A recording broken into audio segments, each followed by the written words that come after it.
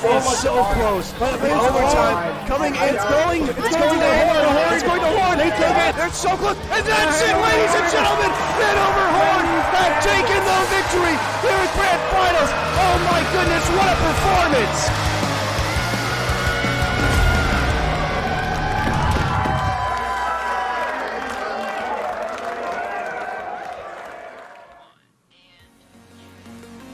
Welcome to the XP League and Cope Pro-Am featuring Fortnite. I am Ben K. This is War to my left. And War, I'm so excited to be able to get back into Pro-Ams here. It's been a while since you've seen one of these. It's been a while since we've seen one. I believe it's going to be the first one with the sponsors, with the partners of the XP League and Cope. If you don't know who they are, we'll probably highlight it throughout the night. Feel free to check them out because they do amazing things for students in esports. But yes, a Pro-Am. And I'm so hyped to cast this with you, Ben K, just because Pro-Ams offer a different dynamic. It's pro players, it's pro content creators, it's people who've been doing it forever. And then they're partnering up with students, people who idolize these pros, and they get to play against each other on one of the biggest screens you could basically ask for.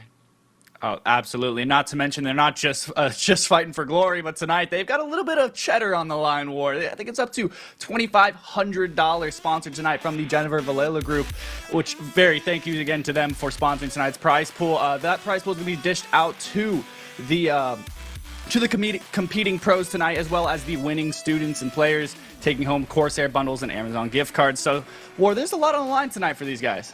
There's a ton on the line, and I know if I'm a student, I'm hyped for the opportunity, but most of all, I'm also hyped for a little bit of that special prizing for the top 3 teams, and I'm really looking to see what teams are able to pop off today, what teams' IGLs are sort of in the back of their communication, like, hey, we should do this here, we should do this there, and sort of how the relationship between these two works, because at the end of the day, that's all it's about. It's about forming positive relationships and having a great time. Absolutely. I mean, a lot of these players have been watching these pros for a long time, so to get that opportunity to play with them is huge. Not to mention, we really have to kind of take a look at these trios tonight. There are a lot of stacked squads, and you really have to start to think, all right, we've got players from NA East, NA West, EU, so it's really going to be interesting to see how these guys adjust to playing on maybe regions they're not used to seeing. So, War, just quickly looking at the list of teams that we're looking at tonight, do you have any players you're going to be watching out for to see how they do tonight? Yeah, I mean, I gotta highlight Rich Homie Quinn. In my opinion, just absolute mastermind when it comes to competitive Fortnite. He feels like he knows everything. It feels like in every situation he knows exactly what to do. And if there's somebody I want as a little bit worse Fortnite player myself, probably I'm assuming the students would be a lot better than me when it comes down to the Fortnite mechanics and building. But if there's somebody I want to sort of carry me through the competition, it'd have to be him because his in-game mind is crazy. But Ben, how about you? Quickly before we get to that, though, let's highlight his teammates, Braden and Luke. He's going to be playing with tonight, so I'm so excited to see how they do. But me, man, it's a hard pick. There's so many great trios going in it tonight, and someone I really do want to talk about is Pink, right? An EU, one of the best and renowned IGLs out there. So I'm really excited to see how he adapts going into this NA East region, especially if he's going to be playing on higher ping. But he does have these other players to kind of work with through the rest of the night. He's going to be playing with Gavin and Grayson throughout the night, and I mean, if he's able to translate those IGL skills to these stacked lobbies on a different region, I can see him finding a lot of success, War. Yeah, I can totally see him finding a ton of success, and all of these players that these sort of pros and content creators are partnering with are actually XP League students. If you don't know what XP League is an esports league modeled after other classic youth sports organizations, but it's for esports. And I love to see that as somebody who's very, very passionate about esports, because it's sort of like, like a little league for esports. It gives players a place to compete. It gives them these prize pools, and it gives them these big events like this. So huge shout out to XP League, huge shout out to Cope for actually providing this event for us to cast today. Oh, absolutely. It's so cool to see these other leagues popping up around, especially ones that highlight students' abilities and giving them these platforms to compete on. It's really a necessary thing within the esports space if we want to grow, especially in the area of Fortnite. One of my favorite games of war. I love playing it. I've been playing it for a long, long time, so it's really great to see new leagues popping up here or there. We kind of talked about a couple of players that we were keeping our eyes on tonight, but War, any kind of meta changes that we're looking at going into tonight? Maybe a little things have changed. I know this morning being something massive that's changing as well. Yeah, this morning the llamas were actually removed, and I'm sort of sad to see them go because, I mean, llamas have been a staple in competitive Fortnite. It feels like even when the POIs change, even when the locations, the drop, the entire map gets flipped on its head, literally and metaphorically, llamas were always there for us. But for this event, llamas have been removed temporarily, so we will not be seeing any teams get that little advantage on the materials. Everybody has to play with sort of what they know. 100%. So I mean, if we're looking over towards that side of the map, right, the one guaranteed llama spawn used to actually be a split. So some players might be having to shake up those drop spots a little bit. And Command Cavern's one of those POIs that I know, or you were excited to take a look at tonight. We've seen a little bit of rumblings going on in the drop spot channel, seeing where players are trying to alpha up and claim something. So I'm really interested to see how some of these off-spawn battles are going to go, especially when there's no large-scale mats acquired that quickly. Yeah, and another POI we gotta talk about is the new POI, actually in the middle of the map out by Tilted. It's gotta be the Collider, and the Collider is absolutely stacked on loot. It has the IO chest, it has a supply drop, it is in the dead center of the map, and we were just talking about that. You don't even have to rotate the first zone, but let's say you do have to rotate, it has a huge, basically boost in the center of the Collider that you can actually use to sort of keep yourself on your feet, get yourself into more advantageous positions. And without cars in the game, or most of the cars in the game, players are going to really need to sort of utilize those mobilities that they can find on the map. And the Collider is going to be a great point of mobility for these players. It is also great to see new POIs coming up in these updates when you have like POIs like Tilted almost being completely destroyed. And I mean, we obviously talked about towards the beginning of the season there being a lot more static movement with the blimps, and or they're slowly going down one by one. So it is kind of nice to see a new POI pop up, gives players somewhere new to go, especially those players that are moving their ways out of Tilted Towers. And I'm expecting it to be a little bit of a hotspot tonight with there being a little bit lower of a player count. It should be very interesting to see. And especially since we do have some of these pros in here that might try and take a more aggressive play style throughout the night. Yeah, and I think the aggressive playstyle, you got to be a little bit wary of that because most of the time when you're a pro and you're taking an aggressive playstyle, you're doing it with players you know, players you have experience with. And these players, I mean, they know the students they're competing with, but they don't like know them. They've met for a few hours, they've done a few strategies, and I think it's really going to be those moments, those like short, brief connections, and then what they're able to do in the middle of the tournament to sort of adapt, to stay on their feet, that really define how these players are going to be able to perform in this tournament. Because at the end of the day, it's sort of like a mentorship. It's like the pros are sort of giving the students this knowledge, this power, and it's all about what the students can do with it. And I think that's awesome to see, just giving the students more events, more time, more basically amazing opportunities at the end of the day. So I'm just excited for this event and its entirety, just because pro-ams are always amazing. Pro-ams are going to be massive. And again, you kind of mentioned it slightly. I do want to poke at that pink. I mean, hey, those IGL skills, right? Being able to build up that chemistry quickly is going to be massive. Hopefully, we should be able to be getting into game number 1 today. But War, I do want to quickly touch on the format for tonight. I think it's going to be a 5-game tournament throughout the night, and I'm looking pretty similar to like a Cash Cup format. It's going to be a 25 points for that victory royale with a recurring placement point throughout the rest of the game, as well as 1 point per eliminations. But I am getting word now, it does sound like we're going to be getting to lobby here pretty soon. And War, I am so excited for this game number 1. Is there anything you're going to be looking for in this first game that might be different through the rest?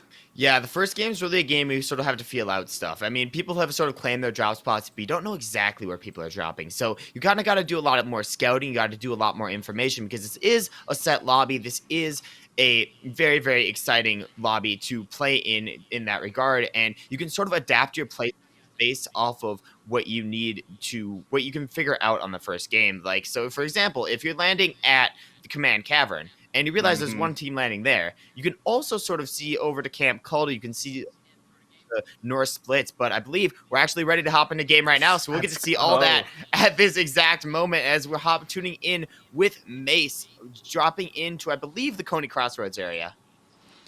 I mean, Coney Crossroads did lose a blimp not too long ago, a couple updates ago, which is a little bit of a bummer, but still plenty of loot to go around as you see these guys dropping in. Mace trying to secure one of these main buildings. And man, War, I'm so excited to see what kind of drop spots are and which ones are going to be contested going into these later rounds. I mean, there's a lot to look at. Right? You see a couple players here. A lot of them are prioritizing that left side of the map off spawn, and looks like a team in Sanctuary. Jones is all going uncontested, along with Bugle. Yeah, I'm surprised that there's this much uncontested, but at the same time, it looks like we have a lot of arrows going to the command cavern.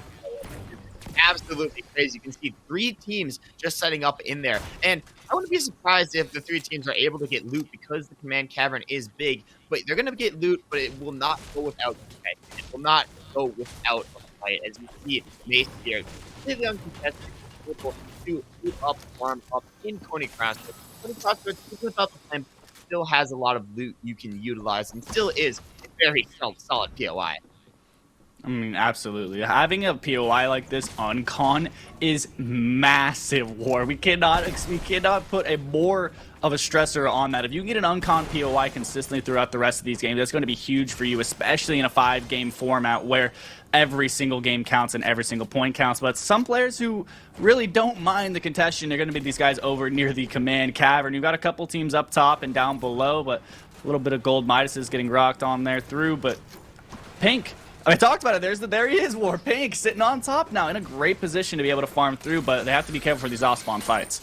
Yeah, and I think this positioning by Pink already is just the experience showing. He has the top of command cavern, which means if they want to take a fight, they can always just glide down in. But if they want to get out, they have so many mobility options. They have basically the launch pads, they have the cannons, they have the blimp, they have basically every way they need to get out. And you can see he actually did use that sort of recon scanner up there to sort of gain that extra information. And if I'm Pink, I feel like I don't even need to fight this because he already has amazing loot from command. And in my opinion, this is already a win for him and his teammates.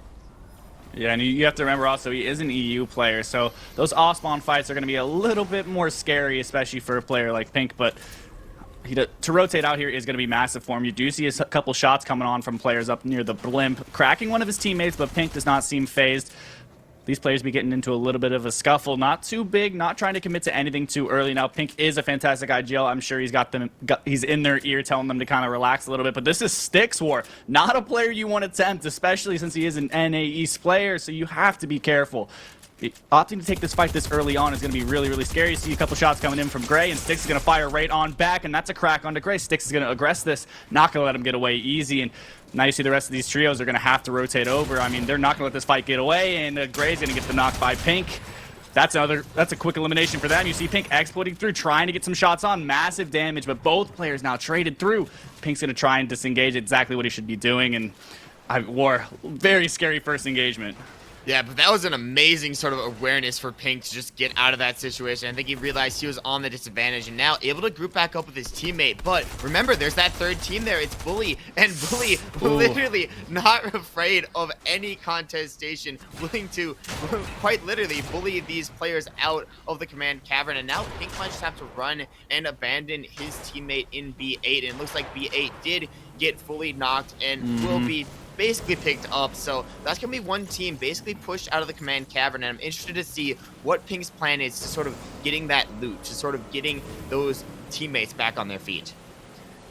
It's a tough L to take game number 1, but it's an expected one. You know, you're landing in a place like Command Cavern. Somebody's got to lose, somebody's got to win, but luckily Pink was able to rotate out and hopefully be able to get the res onto his teammates later on. So to be expected, nothing too serious. We do have 5 games on the night that can make some adjustments if need be, but some other players who aren't contested off spawn, Devour Ruger, Almighty Merman, chilling over here, and I gotta say, War, I love that name. This is an OG skin. I haven't seen this one in a long, long time.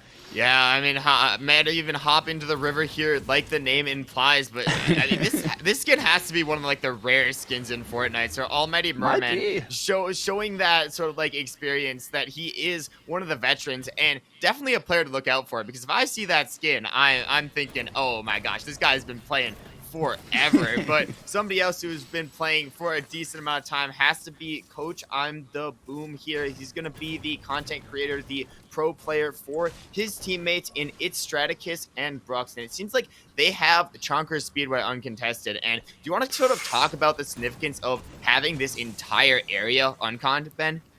I mean, so one of the main things, I know exactly what you're talking about, right? It's got to be the coolers, but even the new POI, another massive source of coolers for these teams. Coolers are huge, dropping floppers and chug splashes early on. From a team that's trying to loot up quickly and rotate early, it's exactly what you want from a POI. It allows you to loot up and get fully stacked as fast as possible.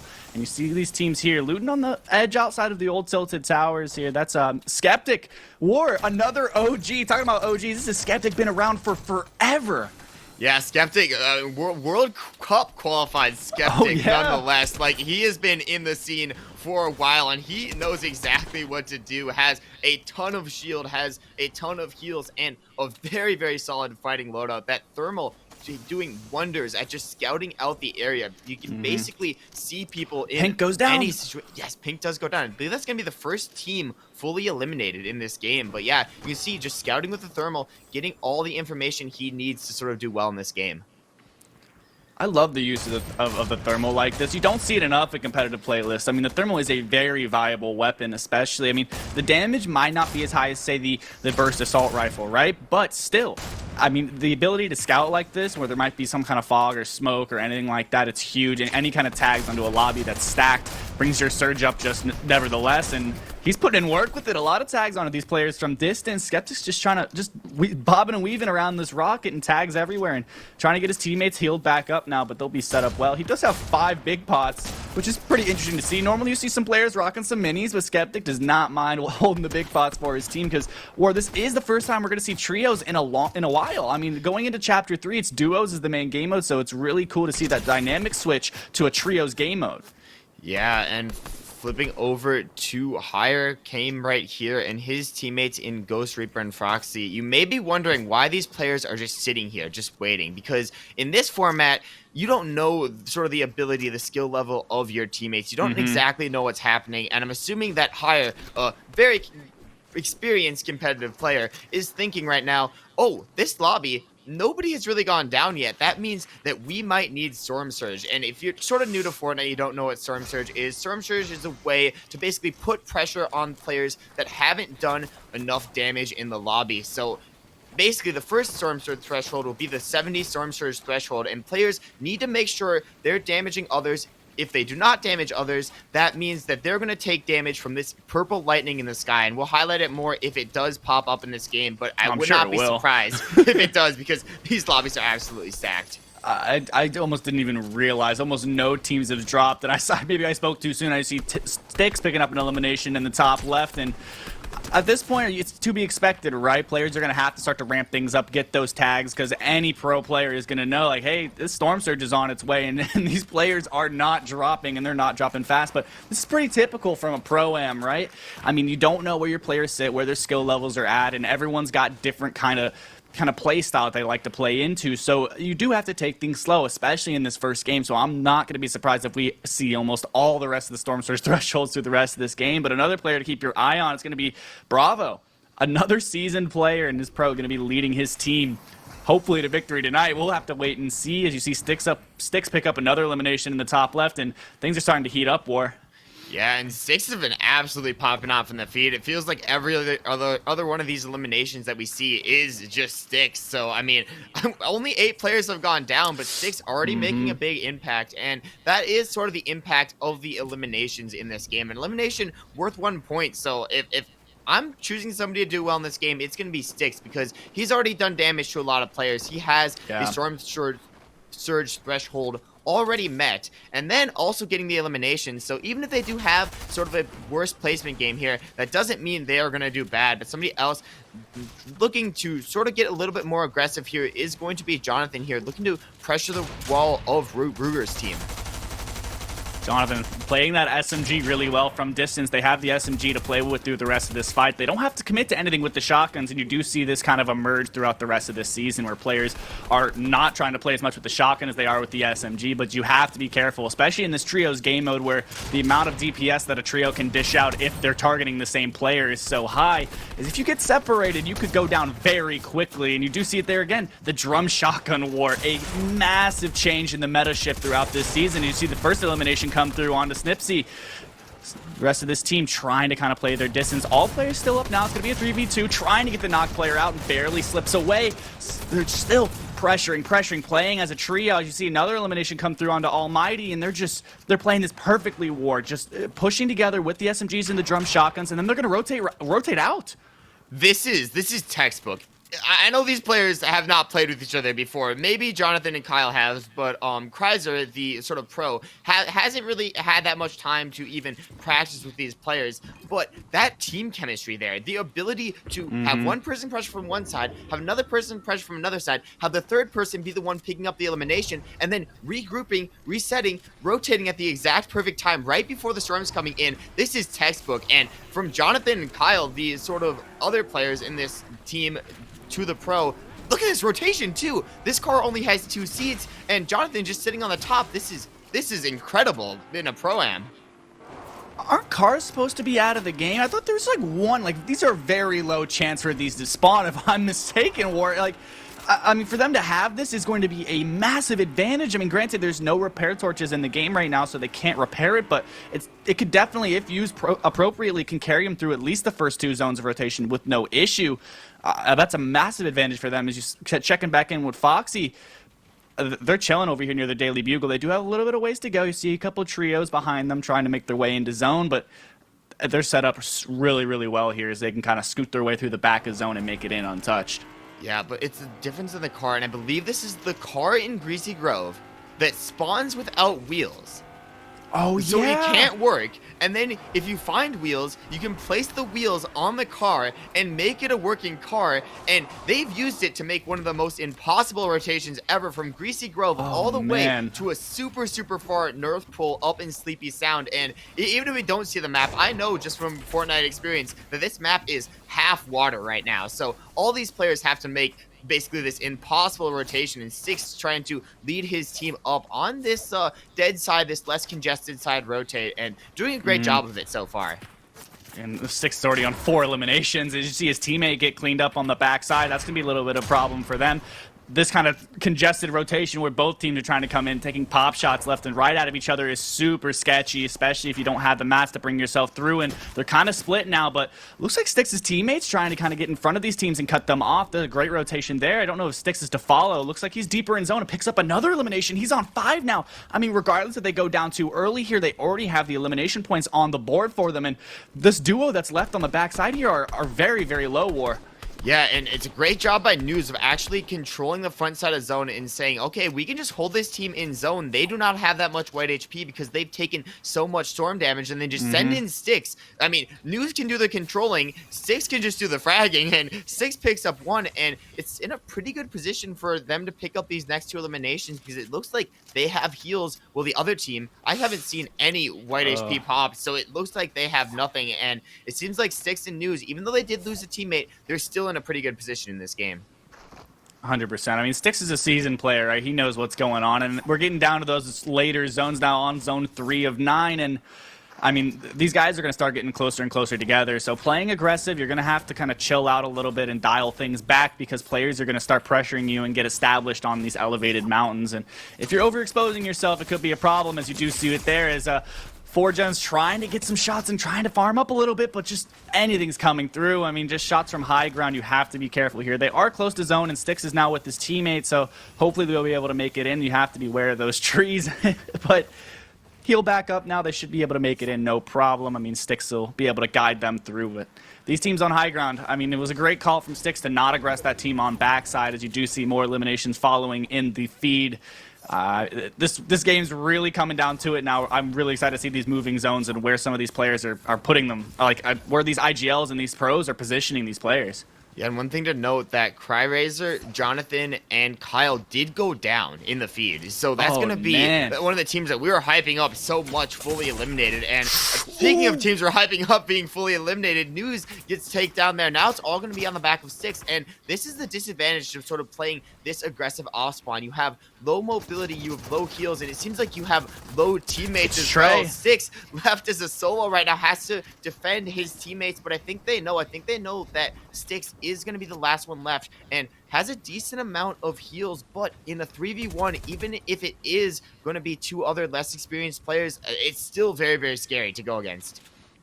Hey, in War, I mean, we've done a couple events in the past, but a player that we actually recognize and have done a lot of casts for is Trey509. He's going to be the pro for this trio, and he is very capable of carrying them to victory tonight if he can kind of pick things up and do what he's supposed to do. I think we heard a little bit of the audio there. It sounds like Styx might have went down, War.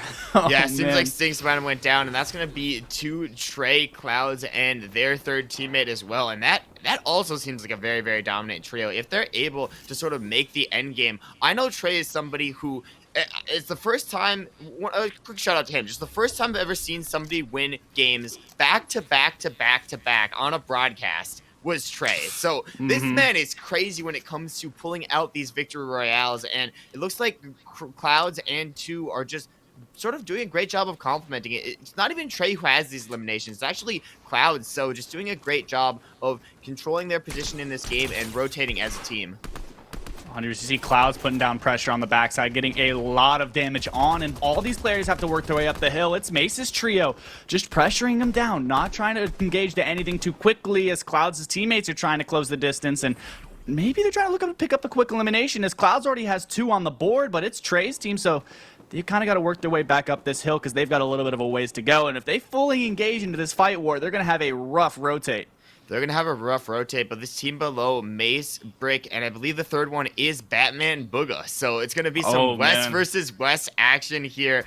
Looks like Trey is going to just prioritize the rotation with his team. I like that. It's a veteran call. It's a very mature call, but I wouldn't be surprised if we see his name lighting up in the feed near endgame because they are such a experienced player. 100% Foxy J, though, in his duo. 1 player down, so they're going to have to play as a duo for the rest of this game. As you see the pads there, but it's going to get broken. Teammate couldn't get up to him in time, so now they're going to have to huff it on foot. Make it into zone. You see Corrosion on the right now. Very low HP. Might get cleaned up if they're not careful. As you see High get cracked from the teams on the backside, and everyone's got to move in War. If you look at the zone, everyone's stacked up on this side. This is a very sketchy rotate for these teams left alive, and Foxy J, now as a solo, you're going to have to leave your teammate behind, but I don't think you're going to get the res, but the extra mats will come through. That could be a lifesaver for him. As you see the pressure coming through, takes a lot of damage now, has to make a move, and he's going to get cleaned up. That's an unlucky zone for you. I mean, you really did everything you could there. Yeah, and the significance of this zone going all the way up to sort of the northern mansion area is got to be crucial, because if we see an opposite zone in the next games, we could see opposite teams doing well just based off the spot they drop. I mean, players have no real way of predicting what the zones all are, so it's got to be that sort of placement through unpredictability and sort of keeping yourself on your feet despite all circumstances. And the players still in the lobby have been able to do that. I'm interested to see in these next 4 games what happens, but we still have a big game in front of us here. A lot of big teams still alive. Absolutely. I'm really excited to see some of these students highlight themselves. We've been talking a lot about these pros, but I want to see these students pop off during these moving zones. That's a real test of skill, especially within this battle royale scene. So you see Bully, though, leading his team in this lobby spray, trying to put some pressure on these teams on edge zone, and that's Sparrow's trio. Not a trio you want to take lightly whatsoever. Sparrow also a seasoned vet. You see the Chugs coming out and then get full healed back up. They also have War. That's 2 pads in Bully's hands. That's a scary combination because wherever the zone may go, they're set up for at least the next 2. So you do see they got a bit of a rotate to go, and it looks like most of the lobby does since they are packed on this side. As you see in the bottom right, and Neon Ridge gets back up to full HP. They're going to be ready for this rotate. And I think this is great, just allocation of the heals, making sure you're saving your right healing items for the right time. They had a lot of them take damage, and then instantly they're just like, okay, we have a shield keg, we can use that, and all of us, not just one of us, all of us can get our health back with a single healing item. So great by them. But if you're talking about prioritization, all these players need to move in, and it looks like we have Quinn, Fiber, Web on the back foot right now, and they all have to make this sort of crazy rotation. Looks like none of them are using a pad. Maybe they don't have anything to use in this situation, but somebody who is staying out of the zone, staying sort of high and dry here is going to be Neon and Bully, but it looks like their teammate Clutch did go down, so it's just going to be up to these two to sort of keep themselves up and in the game. Looks like they were able to either secure their teammate's body or any other kind of elimination, so that'll be a nice refresh for them going into this. We did see Bully had 2 pads, so at least he's set for the next zone, or at least the next half moving zone, so get healed back up to full HP, and at least they've got those first 3 elimination points, but their plan is a duo for the rest of this game war, and looks like Bully somehow, looks like they must have recycled a pad because he's still got 2 as well. As you start to see Height establish themselves, you see Quinn still on the backside, barely made it in as he gets knocked, and there's a lot of big players going down now, War. Ton of big players going down, but it looks like Sparebow and Wolfman are able to sort of control this high ground, and Sparebow on 6 eliminations and make that maybe a 7th there. Wolfman just backing up his teammate, and Sparebow, that was just a 2v3. Sparebow, Wolfman, you're insane. On what? War, I'm almost speechless. You hear me stuttering. That's Sparebow on 9 eliminations now. He is on fire. I mean, this is everything you could ask for and more, just using any extra materials to tunnel ahead. He's going to be able to go back and get a full refresh no matter what, and not to mention just that, but they got the zone as well, so Sparebow's going to have that massive tart to carry him through for his teammates and himself, so and then on top of that, the full refresh. As you see the first moving zones coming out, pads are coming through. You see Trey still up there, Bully still up as well. You see Devour Ruger on the front side of zone still up. I mean, where these end games are stacked as we get into these first moving zones. I'm so excited to see who's going to take home the victory royale in game number 1.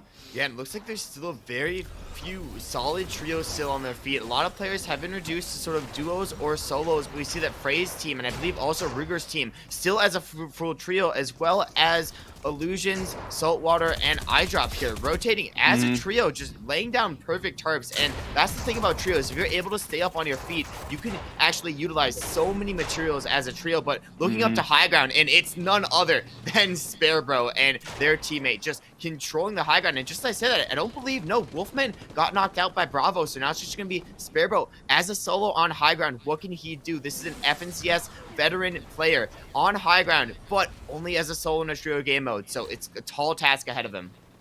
Absolutely. I mean, the ability to play as a solo is it's important, right? Especially for these pros where they're trying to lead these other 2 students to victory. And if the other 2 are to go down and it's a pro as a solo, I mean, granted, sure, they can clutch out a lot of placement points, but as you get in these last couple of zones and you're trying to determine who's actually going to take home that victory royale, it's a numbers game. So if you've got a trio over a solo, regardless of how good you are, you generally are going to have a uphill battle to pull out the win. And you see a full trio here, one of the only ones left. It's going to be Box and Frey and Skies still up and kicking, ready to go for this end game. And they're on the front side, War. They're set up really, really well. Just cycling mats to that IGL, tarping ahead, doing everything they should do. And they've only got 1 elimination, but it doesn't really matter because Storm Surge didn't end up popping this game. So these guys are still just set up really, really well. They're going to have to look for any kind of refresh as the game goes on. But for now, War, they're set up well. And they're set up very well. And you talked about the significance of eliminations. It doesn't matter if you don't have a lot of eliminations to be able to get the placements. But speaking of eliminations, Trey, Clouds, too, just doing absolutely crazy things. 12. So many materials, still so much to work with. And that's what I was talking about with Trey. If anybody's going to sort of win a game off of a good position on half and half, it's going to be Trey because he is so experienced. Actually looking to sort of chop down the high ground team. He sees Jack in the air, might look to apply pressure to that. And it doesn't even matter if high ground spraying them right here because they have so many mats. They look to spray out height. I think Trey realizes that that's a solo, and if him and Clouds can sort of time when they want to go up, they'll be able to retake height somewhat for free as a duo versus a solo, but it's all about timing. It's when you need to do these things, when you make the moves for it. It looks like they're making the move for it now. They're going up. They're contesting onto high ground. Will they be able to take it here? And it looks like 2 teams went for it at once? Yeah, I think 2 teams went for it at once. Trey gets chopped down very, very low. It's on the back of Clouds, but Clouds also gets lowered down. Clouds goes down. Is Trey going to be able to clutch this solo? Still only a little bit of materials left. Not many heals left. Only has the minis in his back pocket. Going to reset through old builds here. Trying to find some space, but still getting pressure. It looks like the people applying the pressure is going to be the team on low ground. That's going to be Boxen, Frey, and Skies.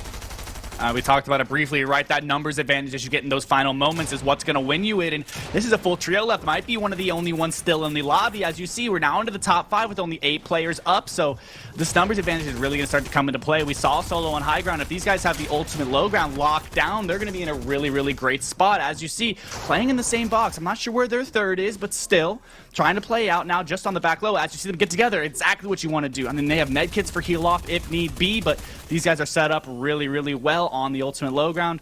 Players are going to start dropping here soon, though. I'm not sure we can see who's on high ground, but we're into the top 3. This is where placement points are really going to start to come into effect. As you see Mystic get cleaned up, we're in top 2. It's going to be Bravo and Jack as a duo on high ground versus the trio on low. They've got a lot of eliminations to their name. No, 10 in fact, and Bravo trying to heal back up to full, and if things come down to it, I think Bravo might win the heal off. They've got 3 floppers and chug splashes, so this might be it, War. Last final moments here, and this trio's going to have to start to look up, or Bravo's going to spray down just like he's doing. He has the SMG to do whatever he wants through the rest of this game, and trying to heal back up to full. And these players, I mean, 4 floppers, it might be very, very close, War. I mean, these guys are sitting on ultimate low ground. They're going to have to start to go up. As you see, dishing out floppers to your teammates, and they're trying to skirt their way through old builds, and it's about, I think they're just going to let it go to a heal off. This might be the end for these players, and Bravo and Jack, I mean, they're just trying to shuffle it all to Bravo. Looks like he's set up well. I mean, he's a pro. He's going to know exactly what he needs to do. You see the shots coming down. That's a massive beam onto Frey, and Jack, all the heals now are in Bravo's hands. I mean, they're going to have to split as soon as they come out. Yep, they're going to go for the heal off, War. There it is. Armored walls coming through. Jack's going to be dropping here any moment. Zone's too small now. Frey trying to sit in the backside, throw some heals off. You see the shotgun shots coming in. That's going to be another elimination onto him. Frey on the backside, and that's cleaned up quickly. That's Bravo and Jack picking up the victory royale in game number 1. That was absolutely insane. I did not even expect the game to go to a heal off, but that is how stacked these games are. That is how good these pros are, how good these students are as well. Jack providing the integral beams. They were sort of relying on Frey as the heal off player, and Jack just looked down at the exact right time, reduced Frey to a sliver of HP. Frey said, I gotta run away, I gotta survive here, but you could not survive against the pressure of Bravo and Frey. I believe that's gonna be 13 eliminations and the victory royale for them. That is an amazing first game. I mean, massive game for them, and that ability to get all 3 teammates to the end game like that. I mean, if you can do that consistently, you're set up for a pop off eventually. And I'm pretty sure we're gonna be going here for a little break in just a moment. But I mean, War, fantastic game number 1, and we'll be back here momentarily after a quick break.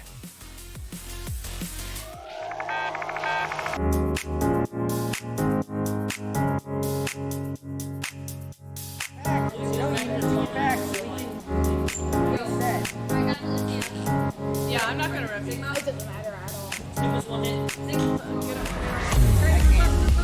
Esports is a multi-billion-dollar industry. We're taking that and we're delivering it to elementary and middle school kids. Yo, you guys are getting pretty wrecked by me. Dad, all right, push up with me, push up with me. We're bridging the gap between conventional athletics and competitive gaming. We have kids working on the same technology that the pros are training to improve their skills. When did you lose? When did you lose?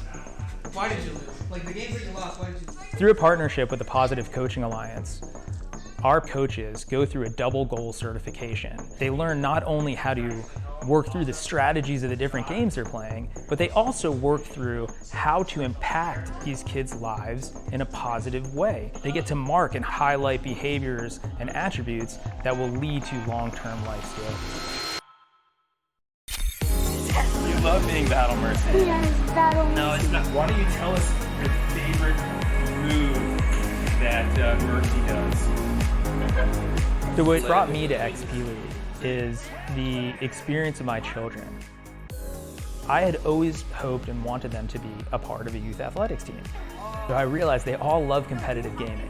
So why not marry their passion with what I'm hoping for them to learn and achieve, and put healthy, solid values in place in something that the kids want to do and are excited about doing. Yes, Boop Experience points. Every game awards experience points. And what we built here is an experience. Professional level equipment, the top tier partners in esports. They're also getting the experience of sportsmanship values, of working with mentors and coaches, and of being part of the team. It's all about the experience. I need you. I need you. Nice. Go. Group in now. Push in. We don't have to dead. Good game.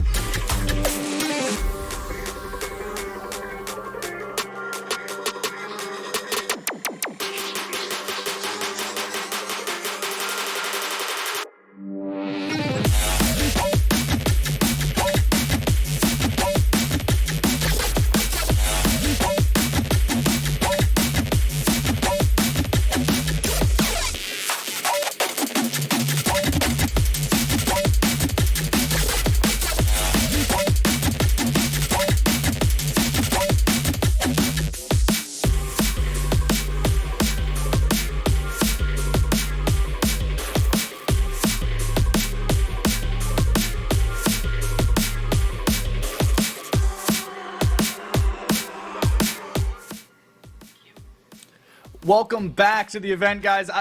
Quick little break there, but War, crazy first game. I believe it was Bravo's trio taking home the Victor Royale in game number 1, and Frey's team down on the low ground picking up that second place. I mean, War, what are your thoughts after that first game?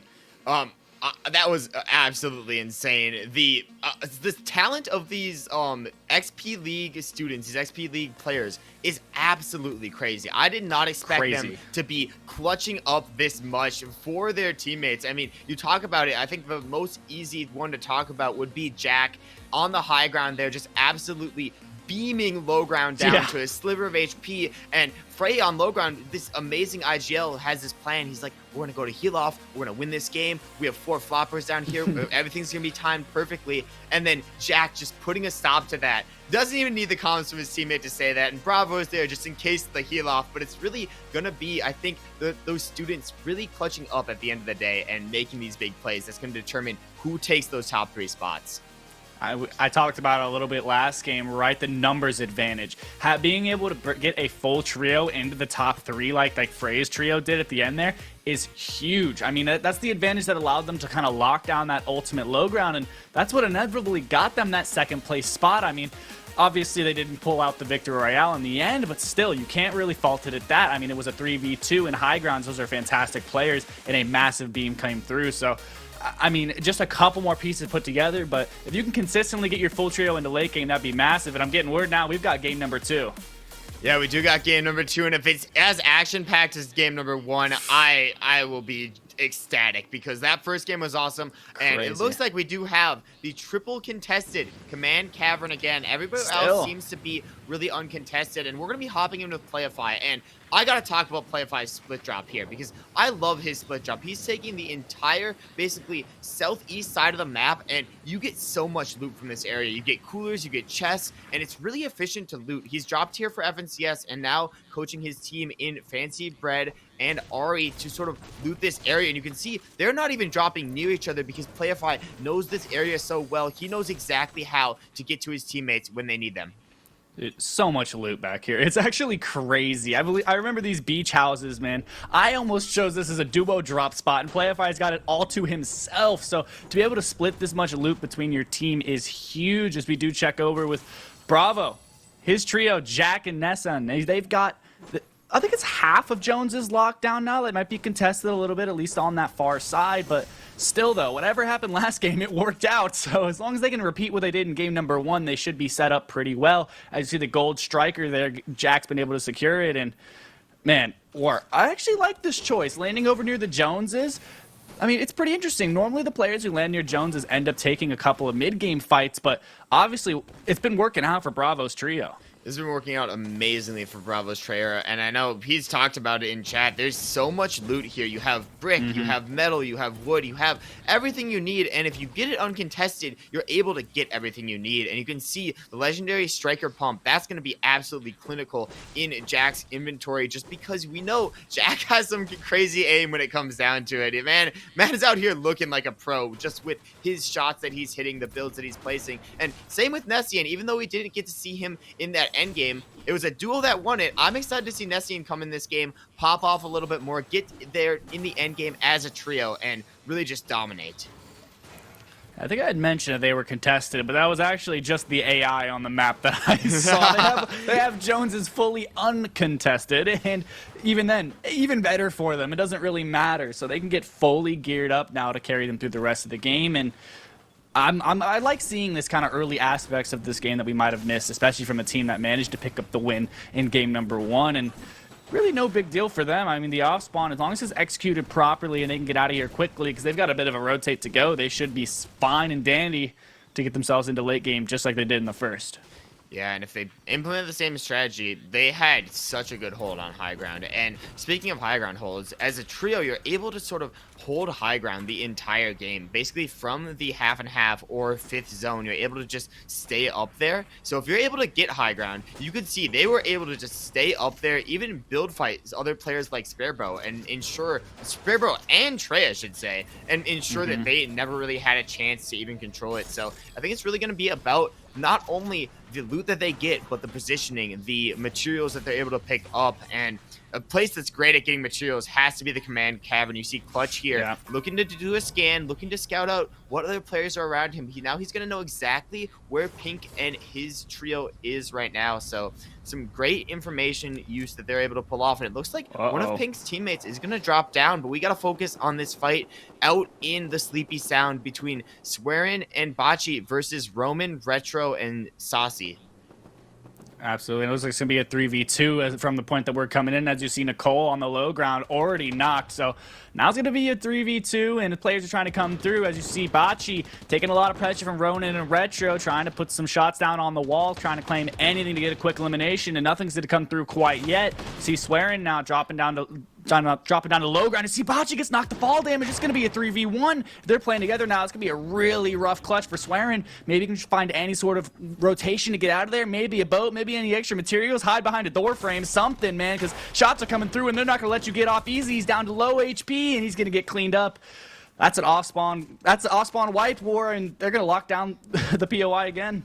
Yeah, Swearin hasn't been having the best of luck. I believe it switched up the drop spot from the previous game too, and it seems like this one wasn't the right fit either because Saucy's team kind of has this area of Sleepy on lock. But interesting to see what areas are contested, what areas are not, and Batman Booga looking completely uncontested and in a great position in this game. Rotating out near the Coney Crossroads, and we haven't got to see a lot of action over near the new POI, and I actually haven't gotten a chance to hop in game yet and see it, so I'm hoping there's a couple fights over near it, maybe a moving zone through it war. That'd be kind of cool to see.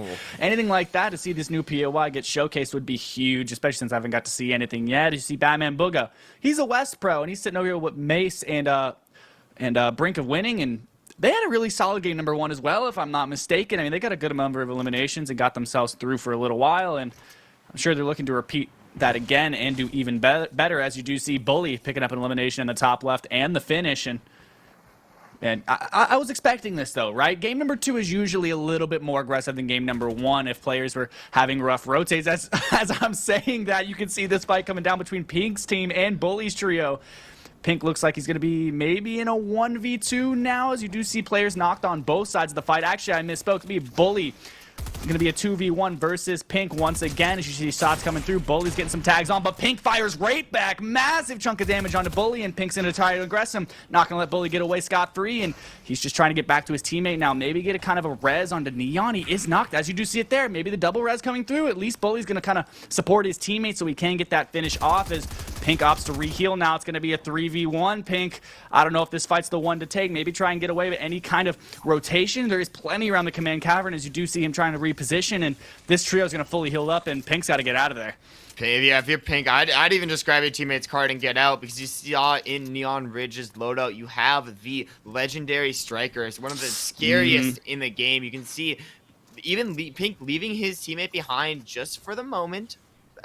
They get the elimination fully on that, but Pink realizes from last game they got to get out, and last time when they tried to get out, it didn't work out so well. So I'm interested to see what the strategy for escaping the command cavern, then coming back and getting your teammate's cards is going to be, because command is still in zone right now, so these players might stay around here a little bit longer than we'd expect.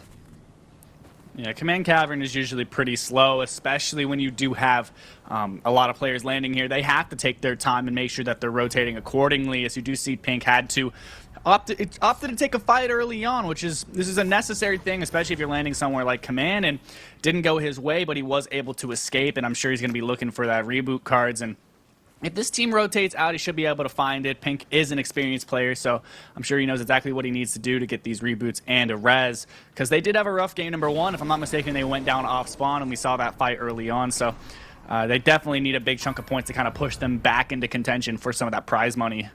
As you do see the scan coming out, and Pink's not going to be able to hide. Luckily, it looks like they're not anywhere near them, so towards the front side of command cavern, I believe you can see him there in the bottom right, so hiding is the way to go, and hopefully they can get those cards. Yeah, and I'm surprised that Pink maybe wasn't scanned from that distance. Maybe scan doesn't go that vertical compared to the horizontal distance. Very lucky. But yeah, very lucky, or very knowledgeable position, I should say. True. Because he probably knows exactly. Oh, yeah. He's been to command once or twice. He knows exactly where the scans hit, where the scans do not hit, clearing his space, and sort of staying up in the game. But if you're looking between Bully, MJ, and Neon's loadouts, it's all basically rare or better weapons. It's all like double, triple healing items and complete stacks of all of them. And we don't even know if they've gotten the vault yet. And if you don't know what the vault is, maybe you're a little bit new to competitive Fortnite. The vault basically has 2 supply drops. It has that are going to drop you launch pads, and it basically has a lot of very, very powerful chests that guarantee you good weapons. So if they're able to get into that, I wouldn't be surprised if they have an amazing game here. Would not be surprised indeed. Something I do want to point out a little bit is the matching skins war. You don't see it as much in duos just because, I mean, there's only 2 of you, but this used to be a strategy that a lot of players adopted. I mean, rocking matching skins in trios is actually very useful. If a big beam is going to come in and one of your players gets cracked, if you've got the matching skins, can help to draw the attention away from them. So it's something you really like to see. So, but Trey, though, looks like they've already gotten to a fight, picked up 3 eliminations, and this lobby's kind of chilling out a little bit, but maybe I spoke a little too soon. Batman Booga picked up elimination in the top left onto Ronin. As you do see, the other knock's going to come through. Mace is knocked, Soxy's knocked, Ronin's knocked. There's going to be 3 players up now. Batman Booga on the back foot. Looks like it might be a 2v1 for him. He's going to have to play this smart, and maybe I spoke too soon. It's Retro with the 2v1. You got Brinka winning and Batman Booga trying to clutch it out now. Retro's putting pressure on. He's not going to let them get the shield keg going off, but maybe he's looking for the res. This might be the way to go, to be honest.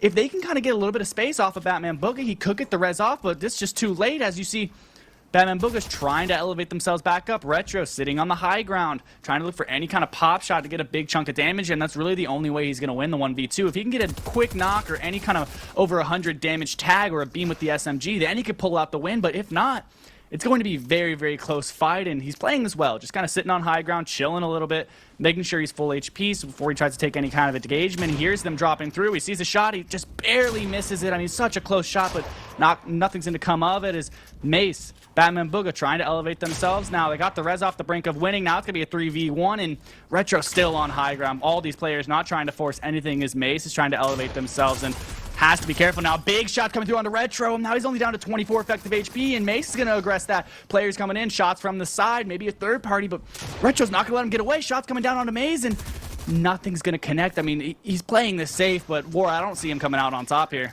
Yeah, Retro's actually playing this. I wouldn't be surprised if they think that Retro is the pro player on this team, because Retro is doing absolutely insane. They're moving, maneuvering like an actual pro player, but it seems like it may be over Batman Booga's aggression. They were literally, the team was on the brink of winning, and now they did just win that fight. That's going to be Batman Booga, Mace, and brink of winning, picking up those easy 3 eliminations there. But well fought by Retro there. Knew exactly what to do to sort of clutch up as a solo, but unfortunately, it was not enough. I love the timing there from Batman Booga. He is an aggressive player who's very capable of taking that fight on his own, but he paused, gave his teammate time to get the res off before they aggress, so that gives them that numbers advantage, the 3v1. I mean, it played it really well. As we're checking back over here with Fancy Bread and Safari and Playify, they're in a great spot just below the fortress to kind of get their tags up as we move into these later zones, and doing well so far. They're rocking that mythic thermal rifle War. I mean, this is a weapon we talked about in game number 1 a little bit. I believe it was Skeptic that was rocking it. And in these lobbies, especially in trios, you can dish out a lot of damage very quickly or help to identify a player from distance. So I'm really excited to see how they do throughout the rest of this game. I mean, we didn't get to watch a lot of Playify in game number 1, so I'm excited to see it. I'm excited to see it too, and I kind of wondering how they got it, because I don't think it really spawns in the place they got. Maybe it was just the smart rotation, some smart mobility by one of the teammates, but either way, it's in the inventory. So I mean, you have it here, but tuning in with Peach Cobbler and Piggy Girl, I think they're just trying to rotate into zone, and they have a very long walk. It looks like the zone is going north again, and it's got to be so hard to make this rotation if you're one of those southern dropping teams, because it's just, there's so much distance you have to cover, and unless you have an amazing car strategy like the Greasy Grove team, I don't think you're gonna be able to cover it that easily. It's rough. It's definitely rough. I know a lot of players did not like the car change, but you know, you got to remember, right? Back in the day, we didn't have cars.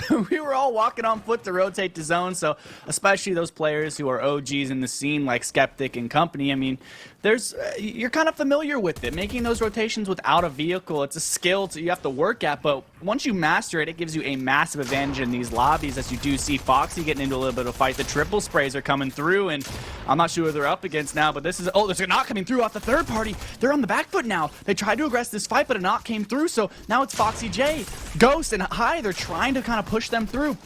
Still, though, this third party, unrelenting pressure, not going to let them get anything for free, as Foxy J, they're just trying to chill, heal back up to full HP, as it's Batman Booga's team putting the pressure on.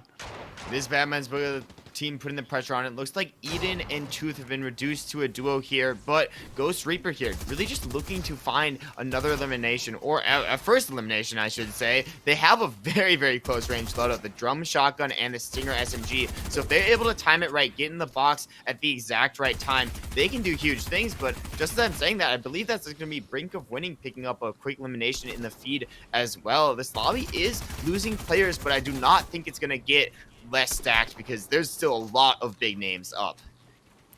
Oh, 100%. And I'm so excited.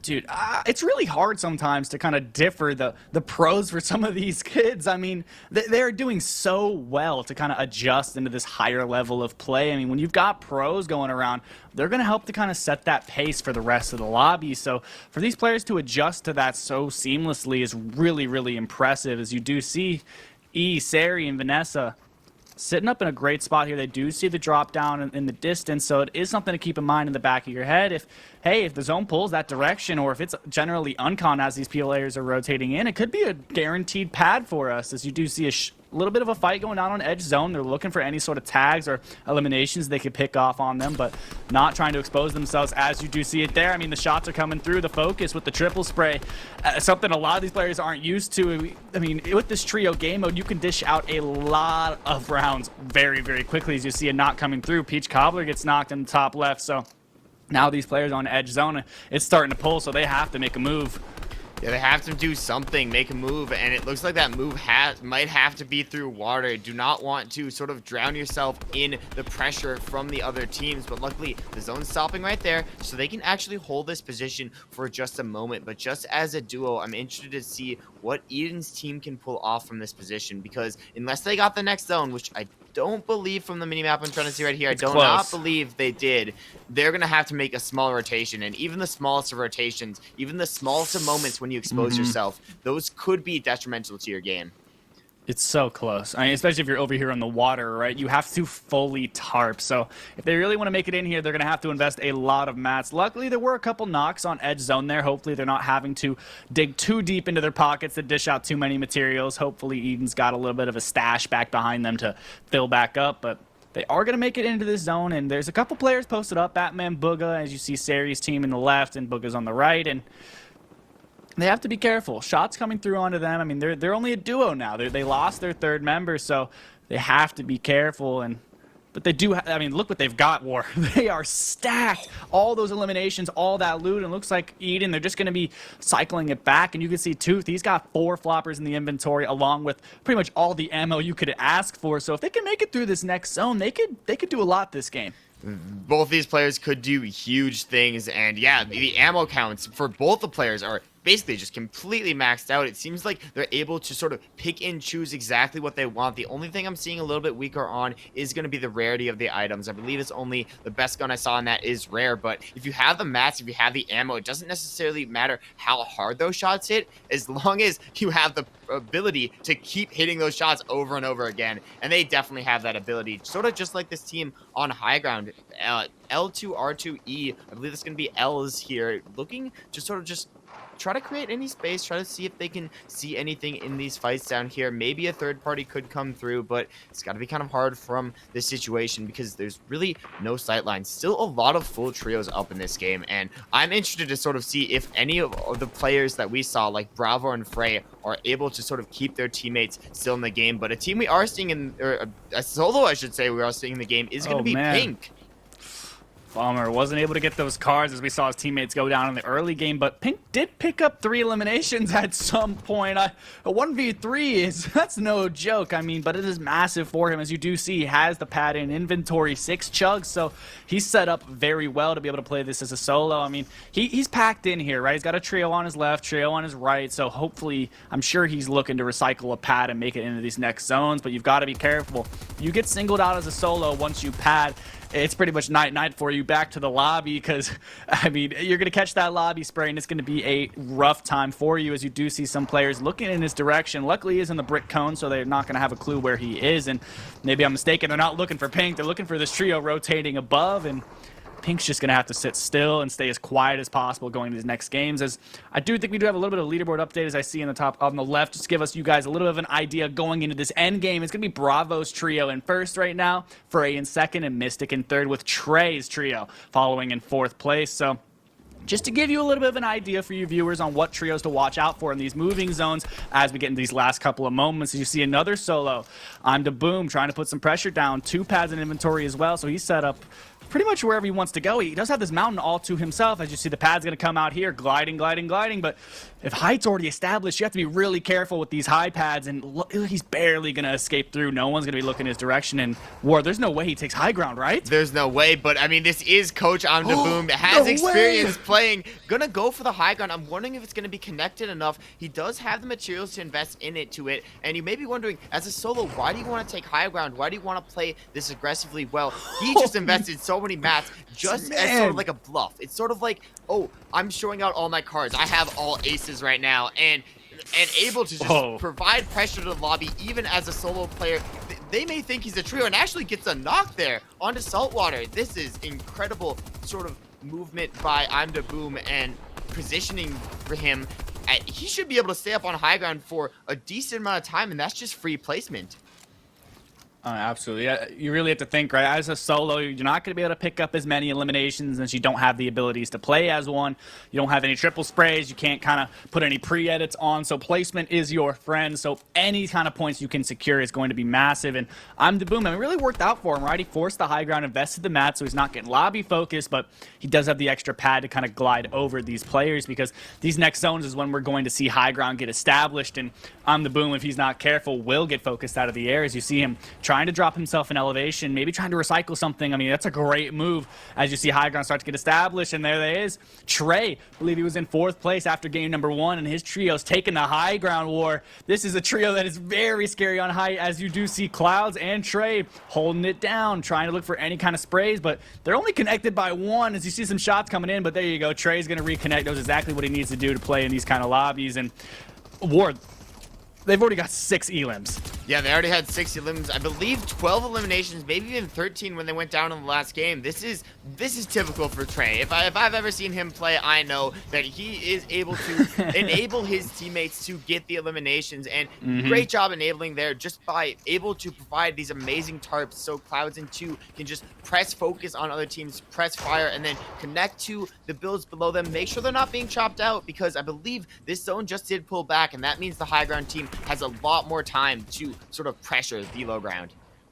Absolutely, not just that, but if it pulls back over their old tarp, I mean, any sort of mats they had to invest, they don't have to reinvest again if zone pulled the same direction. So just be able to work their way back over. They're going to have a lot more mats than most high ground teams were. As you do see Pink, that's a solo gliding through the air, and he's going to barely come through. As you see a team's trying to go for high ground, just knighting to the sky. Cloud's going to get coned off, and you see shots coming through. It's boxing. Takes a lot of damage. You're going to have to drop off. I believe he got knocked there. That's Trey picking up the knock onto him, and his trio is just going to continue to sit on high ground. And after that war, I'm not sure if anyone else is even going to be looking up. I mean, that's a scary trio, especially ones that picking up so many eliminations so quickly. As you see them pick up another one onto a Safari, that's going to be 2's 5th, and they're chilling more. It just keeps pulling back over. They're not even having to invest any mats. They can just sit on high ground, but I believe that second height is actually Frey's trio.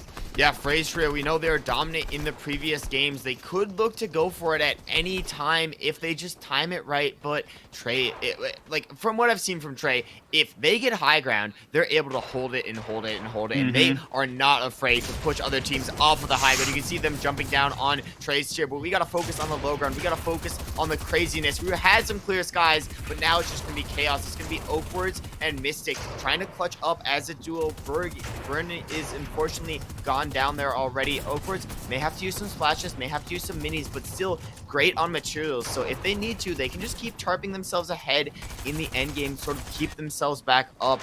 And it's got to be such a stressful situation down there. You can't even think to pop the heals just because everything is happening. That's how crazy the low ground is. But Trey still on high ground, and because they didn't have to invest that many materials, you can see they're just double, triple layering their high ground. They're not even afraid of anybody in this lobby.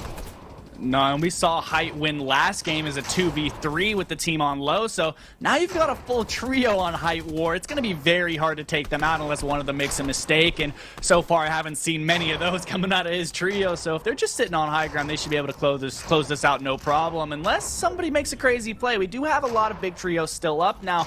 I just see a couple players on low ground start to go down now. They're into a scuffle. Backman Booga still up. Jack is still up. All relaxing now. Rafiga goes down in the top left, as you can see as well. Playify. This lobby is still stacked. Homie Quinn is still up as well, War. That's your prediction for the day, and these guys are just fragging out on high ground. It seems like there is nothing that could stop them at this point in the lobby unless a pad's coming through, as you do see them looking up, and War, Pink is still up, picks up 2 eliminations in the top left, but he's going to go down there. That is a top 7 for them, a big chunk of points for them especially, and Skeptic's still alive as well. It seems like it's all solos on the low ground. It's absolute chaos for these players. We have Kreiser running back into the zone here. You have Playify and Batman Booga holding up the mid ground, but they aren't even teammates. They're just solos trying to sort of keep himself up in the game. And then we have Trey with the triple heal off. He has so much in his back pocket. He's just going to send his fraggers into and Clouds down to sort of create as much chaos as he can. And that's going to be on to Batman Booger right there. 2 picks up 1. They're just dropping down. 2 already on 6 eliminations. There's only 2 players left down there that they can actually eliminate, and they're going to go for both. That's going to be 1 onto Mystic right there.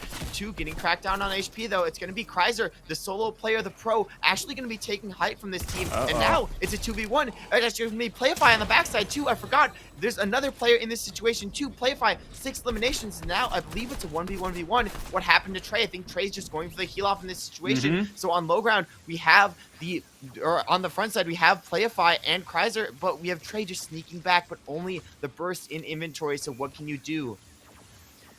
This is going to be huge for him. If he can time this properly, he could pick up the win. As you see Playify on the low ground, he has no idea Trey's there. Shots are coming through, but Trey's going to get picked up. Playify on the low ground now. Player on height, trying to go for any kind of heal off, but Playify can't find him. He has no wide HP heals himself. He's only on 60. He's going to lose this, and there it is. As you see Caesars pick up his 6th elimination and the Victory Royale in game number 2. And that was absolutely crazy. We had the full trio on high ground, and it felt like all solos on low ground. It felt like everybody was a solo, and then they dropped down, and everything got disrupted. Trey's heal off a little bit mistimed there. I thought they had it in the bag, but these players are showing why they are pros, why they are veterans at this game, and that was some absolute domination. Ben, what are your thoughts on this game? Honestly, Trey being able to bring his full trio into endgame like that, I mean, regardless them not picking up the win, right? They got a ton of eliminations and they fragged out. Luckily, sadly, it was a little bit mistimed, as you said, but still, massive game from all these players and a huge win for Caesars. I mean, what a crazy game number 2. And I do think we're going to be going to a quick break and then we'll be back with game number 3. So don't go anywhere. We'll be right back. I'm the coach for XP League and I'm looking forward to having an impact on these kids' lives. I've been playing video games competitively since 9th grade. I'm now 21 years old and I've never really got to be a part of a team. Today you guys are here for tryouts. Now you might be feeling nervous, but don't worry. Everybody makes a team. Tryouts is not about kicking you out if you're not good at the game. The only thing this is about measuring where you are at right now, so we can focus on how we can help you improve throughout the season. Esports promotes cognition in the sense that there's multiple ways to win a game. There's not one set way that you can win a match. The meta in Overwatch, it varies. It depends on the game. The games change all the time and every game is different. It has its own special, unique characteristics. Here we go. 1, 2, 3. Keep your hands straight. Keep your hands straight. For our practices, we aren't focused necessarily on who we're playing against, just how we can adapt our strategy towards the game. What we teach the kids when we're coaching is that there's another human being on the other side of that computer and to treat everyone with respect. I'm gonna get him from above. I have my ultimate. Perfect. Keep going. Keep going.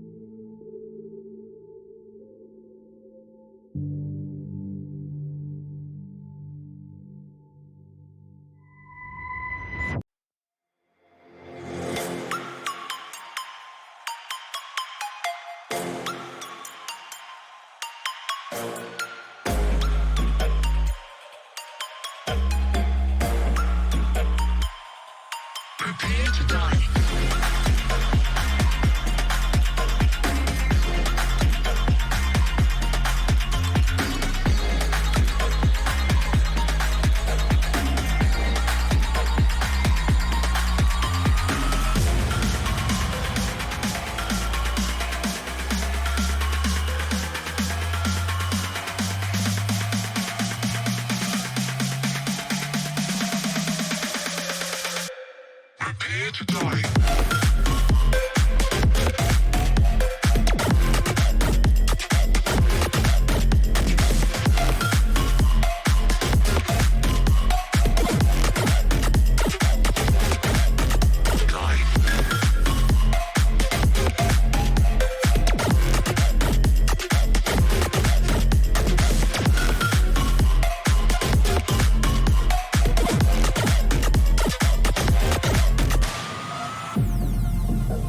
to a whole new world.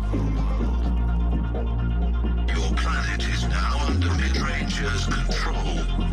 Humanity will be exterminated. If you hear this message, do not try to leave. Do not try to fight. Do not try to resist. You will be eliminated.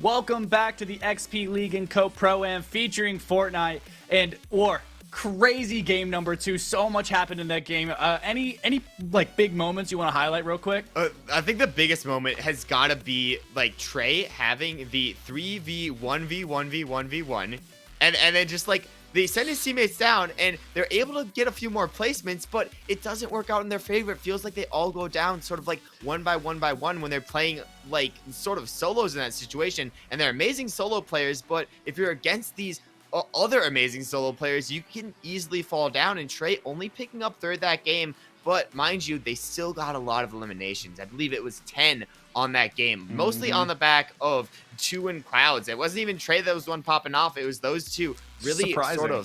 really sort of carrying the team. Yeah, seriously. And then again, we talk about Scissor. I do want to formally apologize to Scissor. We were butchering his name in game number 1. We cleared that up during the break. It is Scissor. Picks up the win in that game number 2. And fantastic clutch for him, being able to go back into zone to play the heal off even after Trey went down.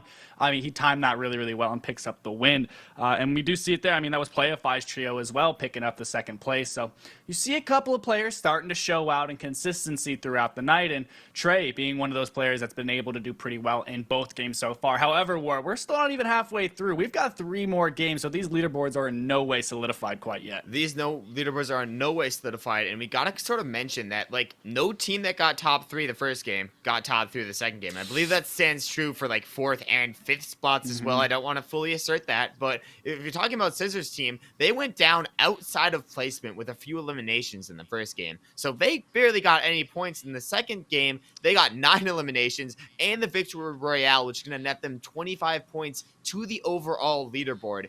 And one of the things that's most impressive to me about this team is their team chemistry. Despite being a newer team, they are so good at just calming stuff. They're so good at rotating. It feels like their plans are always solid. In that end game, I saw Scissor dip back into zone, not just once, but twice, play heals for a second, and then play back into zone. And their teammates were sort of doing the same thing when they were up as well, but it came down to Scissor. It seems like he was the most dominant solo player in that one. 100%. I mean, we do have to remember, right? This is a trios game mode, so if any of those trios had another member of their team up with them, that game could have went a totally different way. But so far tonight, I'm really liking to see all the different aspects and the shakeups this game. But War, I am praying to see the new POI this game. I really want to see some fights go down there, or a moving zone, or something, man. That's the only thing I'm missing in this broadcast so far, because so far these games have been absolutely crazy.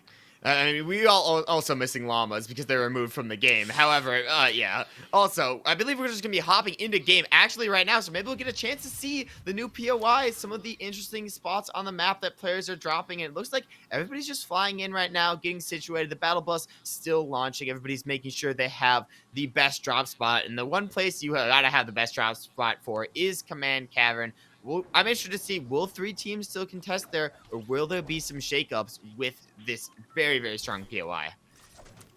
Yeah, we do see Scissors, though, our game number 2 winner, and they've got that Greasy Grove locked down. You do see some shots coming into these players up on the power line as a quick knock for him onto Windsor, and he's trying to get that finish, but he's barely able to slip away. I think the knock's actually going down the zip line. A couple more shots on, so at least that Storm Surge accounted for, but Scissors team is set up really, really well, especially with this unconned POI. And War, I really hope that Pink can make a couple adjustments, man. I know it was my prediction. I really want to see his trio make those changes. I mean, if they're still landing at the Command Cavern, power to them if they're trying to push through. But you still have to think, right? If they go down early in game number 1 and maybe didn't make it quite as late in game number 2, or at least Pink had to play as a solo the whole time, maybe make those adjustments, you know? Maybe as a trio, they're just not finding that off-spawn chemistry that they need to find success tonight, because there is still $2,500 on the line, War. So, I mean, we got to make those changes. Speaking of Pink there, right there in the feed, we saw him get an elimination. So even if he is contesting, it's going out a little bit better for him, because this time they are on the up basically on these contestations. They take out News, and we see a couple other eliminations go down in the feed, but one thing to note is there's no full teams eliminated from the game yet. Nobody wants to sort of risk their entire team on some crazy fight, because if you go down and your teammates go down, you can't collect reboot cards. You're just gonna have to sit in the lobby and wait out for the next game. 100%. And Pink last game wasn't able to get his teammates reboot cards. He tried to play as a solo, did okay, but still able to clutch out some crucial placement points. As we kind of check over here with the team landing at the Fortress, that's Devour Ruger, Almighty Merman, and I love his skin. I remember him from game number 1, and Snipesies. I mean, this is a great drop spot. I feel like it's kind of underrated, right? The Fortress, you've got some good henchman chests here and a lot of metal, and you've got these big rocks to cap out your brick really, really fast. So I really don't see a lot of teams landing here. At least I don't get to cast over a lot of teams landing here. So it's really cool to see kind of how the off-spawn functions. I actually have some insight on how the off-spawn functions. My FNCS duo told me, let's go Fortress, because truthfully, nobody really goes Fortress. And as a Fortress team ourselves for FNCS, it was uncomfortable. You have those henchmen that spawn in the Fortress, and they do attack you. So you have to sort of win your ones or win your fights against the henchmen there. But they do offer very, very good loot, and I believe they still have Sloan's Burst Assault Rifle, one of the most powerful ARs in the game that drops there, and a ton of resources. It may not give you the ammo you need, but it will give you the good weapons and put you in a good position. But Coney Crossroads, also a great place to sort of get yourself positioned, get yourself set up. Mace already with an all uncommon loadout and a decent amount of heals so far, and it looks like they have clear skies. They're still in the zone, and they won't really have to do anything for a little bit other than just farm up and get some more loot. 100%. And something we do keep seeing from these teams that are doing really well tonight is uncon POIs, War. Getting a drop like this, like a named POI uncontested, is huge because it is so much loot. And you do have to remember, it's not duos, which a lot of these players are more used to this season. It is trios, so you need a lot more loot if you want to be able to find success to carry yourselves through the end game. So having an uncon POI is massive, as you do see Sparebow not having an uncon POI, getting into a little bit of a battle with this team near Condo Canyon, and shots coming through. It's on to Ripper, and they're getting a lot of tags on. Now the whole trio is going to drop onto him. It's going to be a 3v1, and they get the knock onto him. So that's another quick elimination for him. So if Sparebow kind of tries to capitalize on the rest of these players of his trio, then they could pick up 3 off spawn. I wouldn't be surprised if they do. And remember, Sparebow's the person we saw hit that crazy 3v1 or 3v2 clutch, basically. It felt like Wolfman was just there for the support as Sparebow just ran in and just wiped the full trio. So this is definitely a scary trio to sort of go up against. Even basically, these players are just going to sort of try to enable Sparebow as best as possible. And there's Wolfman here. Also has a very decent loadout. If they're able to get in as a team and Sparebow can sort of calm out when to aggress, when to not aggress, I wouldn't be surprised if they pick up this other elimination on, I believe, Fiber, who is the last player still in Condo for the trio they've already taken 2 from. Fiber being that pro for that trio as well. So I mean, we've seen a lot of these pros been able to kind of clutch out placement points to carry him through the rest of the end game. So if he's hiding in Condo Canyon, there's no scan or anything here. He should be okay. As you do see in the top left, Pink's going to go down again, and he's fighting Bully off spawn. As you see Trey as well, picking up another elimination, switching over to him now, trying to aggress. They already have 2 on the board, so they're trying to pick up that 3rd. As you do see, they had some massive next game. You see big shots coming through, and they're going to clean up that whole trio, and this is huge for them off spawn, War. Yeah, I mean, valiant effort by Bocce's team there, but unfortunately, they weren't even able to get the elimination onto Clouds there. Clouds did get dropped down to a sliver of HP, so it did go close, but Trey, Clouds, and 2 just showing their dominance as player, and they're really not afraid to operate out of more shambles location. They're not really dropping at a POI to say here. They're just rotating around the sort of north side of the map and taking really any isolated fight they can, because I feel like they feel confident with their team chemistry, and that's really what this event is about. The communication, the relationships being formed between these pro players and these XP League students, and how they can work together and how they can do amazing things together. And this is a team that has been doing amazing things just far. No victory royale yet, but I'm looking to see one in these next 3 games. We've seen it countless times now, right? Consistency is key. So if they're getting into that top 5 every game, they could do very, very well tonight. And as far as trio chemistry goes, I'm sure they're getting more and more comfortable as the night goes on. As you do see Batman Booga's trio getting into a little bit of a fight here. See Stagger hopping the cannon. However, I was about to say the cannon shots are actually disabled in competitive playlists, so he can only fire himself. As you do see himself reposition on the other side, they've kind of got this whole trio boxed in as shots coming in left, right, and center. Stagger's pressing with that SMG, lots of damage coming through. Batman Booga though firing back. Stagger on 120 effective HP, but the whole trio still up and kicking. And Maze trying to take this 1v1 with Stagger as shots coming through. Maze takes the high ground, and Stagger's gonna have to drop down. Yeah, Stagger has to drop down. Just has to reposition here, has to sort of play into a better position. I believe that their trio has lost a lot of HP, lost a lot of health, but this is the fight at the Collider that you wanted to see, yes. Ben. So I'm hoping this is bringing a little bit of an excitement, even though it looks like they are starting to disengage a little bit. More for me, I just wanted to see what it looks like. I saw pictures and photos, but I want to see kind of what the grounds are looking like here. Are there any builds, anything new that's kind of popping off around here? And you do have to remember there is a lot of loot out here near the Collider. And so, I mean, anything that they're end up using here, they'll be able to hopefully fully refresh themselves. And both of these teams are going to come out relatively unscathed. Had to invest a little bit of heals into each of those fights, but another fight going on for us. It's going to be Trey's team not shying away from anything this game. It looks like they already picked up the initial elimination now because it is a 3v2 as another one's going to go down. That's Illusions getting picked up by Clouds, and now 3v1. Trey has to try and force this. It's eye drop on such low HP. I don't know if he's able to make it out of this as he does get picked up there for the knock. And maybe I spoke too soon. I'm not sure where the 3rd is, War. It looks like they just kind of wiped those initial 2 because eye drop was a knock. Eye drop was a knock, and as long as there's a 3rd player, I believe that's going to be the 3rd player of Salutes in the distance over there. But or Saltwater. Yes, Saltwater. My apologies. So they're going to be down there just sort of camping behind. And I wonder if Trey actually knows where this player is, because they seem to be just rotating down the hill. And even if it is coincidental, they might actually catch a whiff of this positioning. And if I'm this player, I'm not going to look to shoot. Just like Peach Cobbler's team, camping in the bush, one of my favorite strategies in competitive Fortnite. You got to utilize the areas around you, the parts of the map, and the bush is one of my favorites.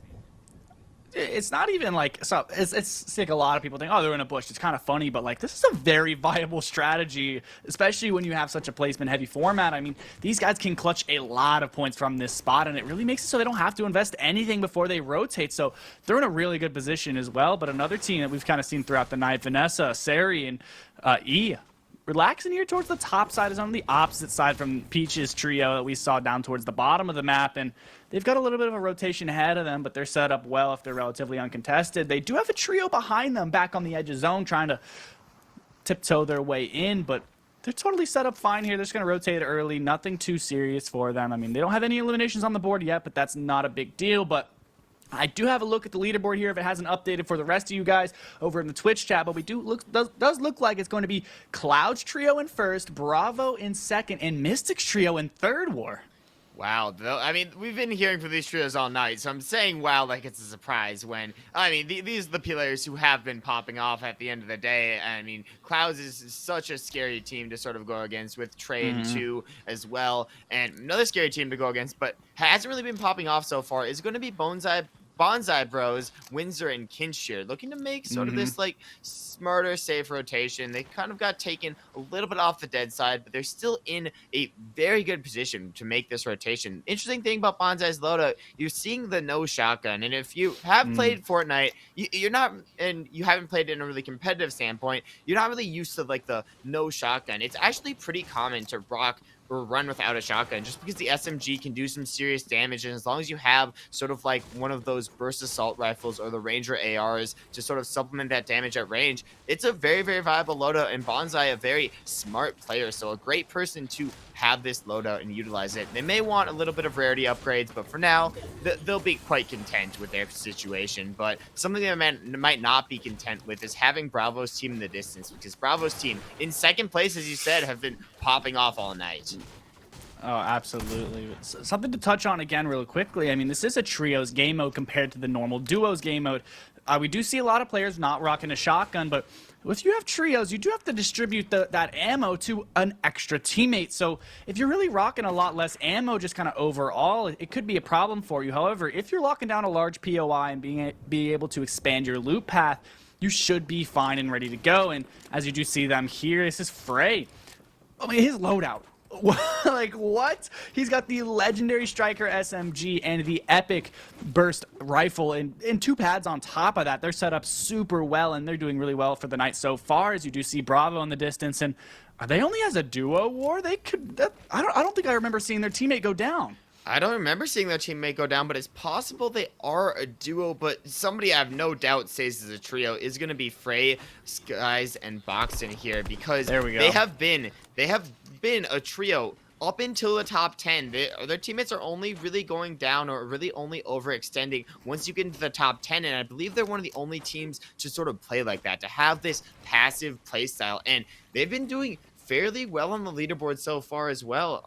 And they're up there with the big guns as of right now, so I'm interested to see how their strategy plays off once the sort of big teams all have like one game where they go down a bit early, because if they're able to stay consistent when all the other teams are not staying consistent, they're going to be able to net more and more placement points than these other teams keep having big games, and we've seen them get a second. I want to see them get a win.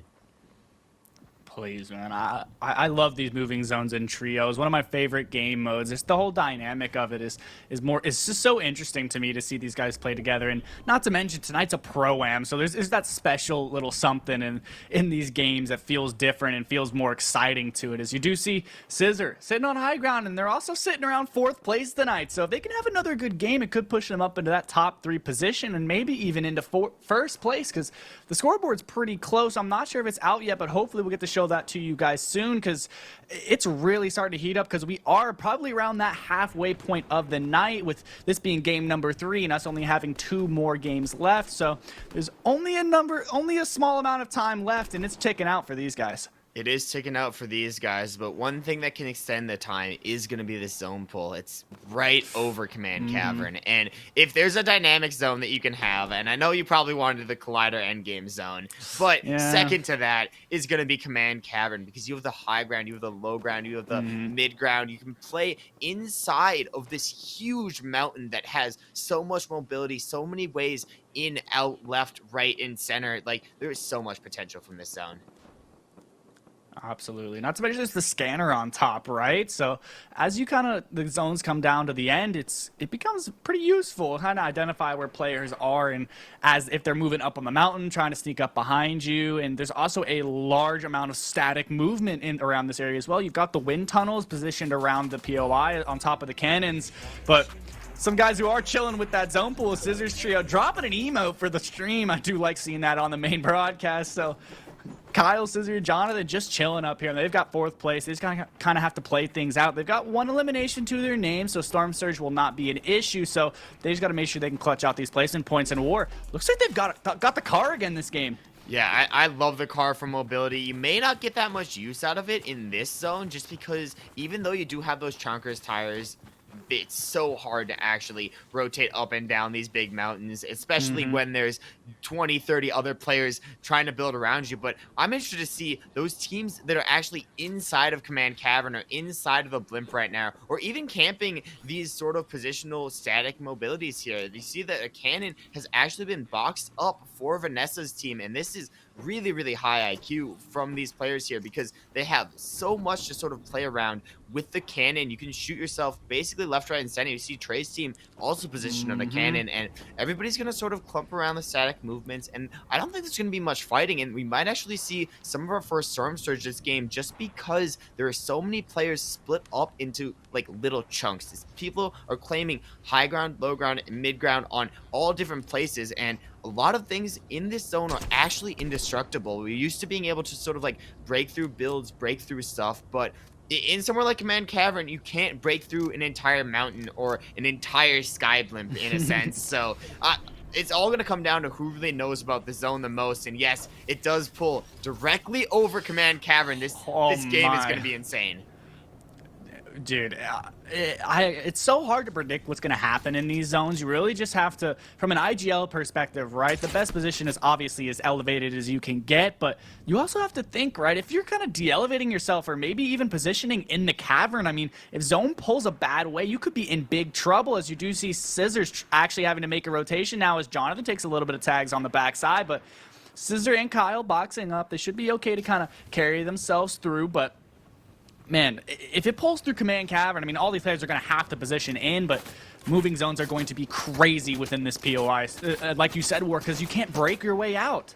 You cannot break your way out. You really have no escape. And if you do go into the Command Cavern, it's sort of high risk, high reward. You're basically in a position where you can't get sprayed at. You can't get focused like Skeptic's team is getting focused right there. Looks like he has to defend against Sparebow. Well, it's basically a fight between Sparebow and Skeptic. Luckily, they're able to sort of get their teammate back up. And Sparebow, 7 eliminations already.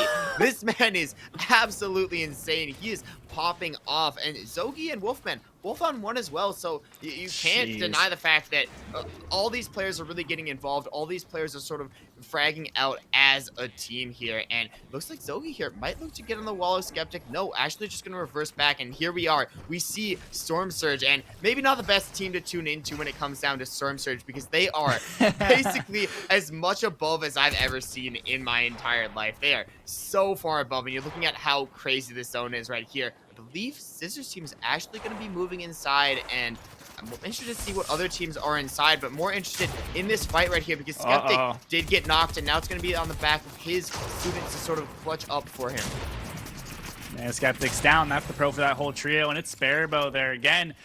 They're on 11 eliminations already at this point. That's almost 4 teams, War. That is crazy to think. I mean, this lobby's already stacked as is. You see them clean up the last member of Skeptic's team, so they're as far as you could expect them to be ahead of Storm Surge, so they can pretty much do whatever they want moving into these later zones because they're going to be fully refreshed, fully ready to go, and as confident as ever, especially considering Sparrow's on 10 by himself. 2 pads, max ammo. I mean, War, from a trio perspective, could you really ask for anything else? I mean, if you want to be 5,000 above on Storm Surge instead of 10,000 above on Storm Surge, hey, go for the record at that point. Just go crazy. I don't know. Like, I actually can't think of anything else to ask for other than the absolute chaos of this zone. It is going around the edge of the mountain. But this also means that teams that actually decided to play inside of Command Cavern should be able to stay in the vault area. Mind you, I believe that the slipstream, the wind tunnel, is also still in as well.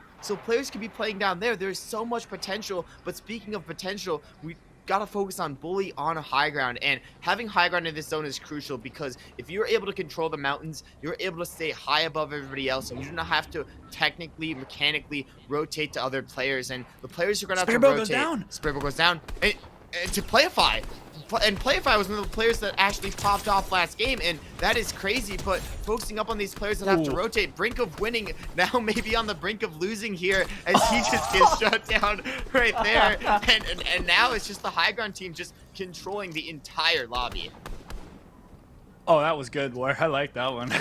Sorry, Brink. That was good, man. My bad. Hey, Brink, you've had a solid night, man. Give us something, you know? I mean, that was a great little thing. I like that. But you do see Bully's whole trio. I mean, Clutch and Neon sitting on high ground, just tagging anyone and everyone they want. As you do see them get a quick crack onto the players sliding down to rotate, and everyone's just trying to maneuver their way around this mountain. And that's why this game is so stacked, right? This mountain naturally divided this entire zone. So there is more players just because they don't have an LOS on each other. Line of sight. They can't get shots onto these players that are boxed up on edge zone. Like normally you would see these players on the right side of the mountain that are fighting. There'd be third-party shots coming in, but nobody has angles on them. So it kind of allows them to play their lives a little bit more and shoot through. But you do see Bully's team just extending over the top of Command Cavern, still holding that high ground. And I'm sure if zone pulls off, which it most likely will, they'll still be able to hold it as long as they have a pad. As you do see, Mace picks up an elimination. Now that's the 3rd for his trio, and it's just Batman, Booga, and Mace playing as a duo at this point, but they are very capable of pulling out something big here.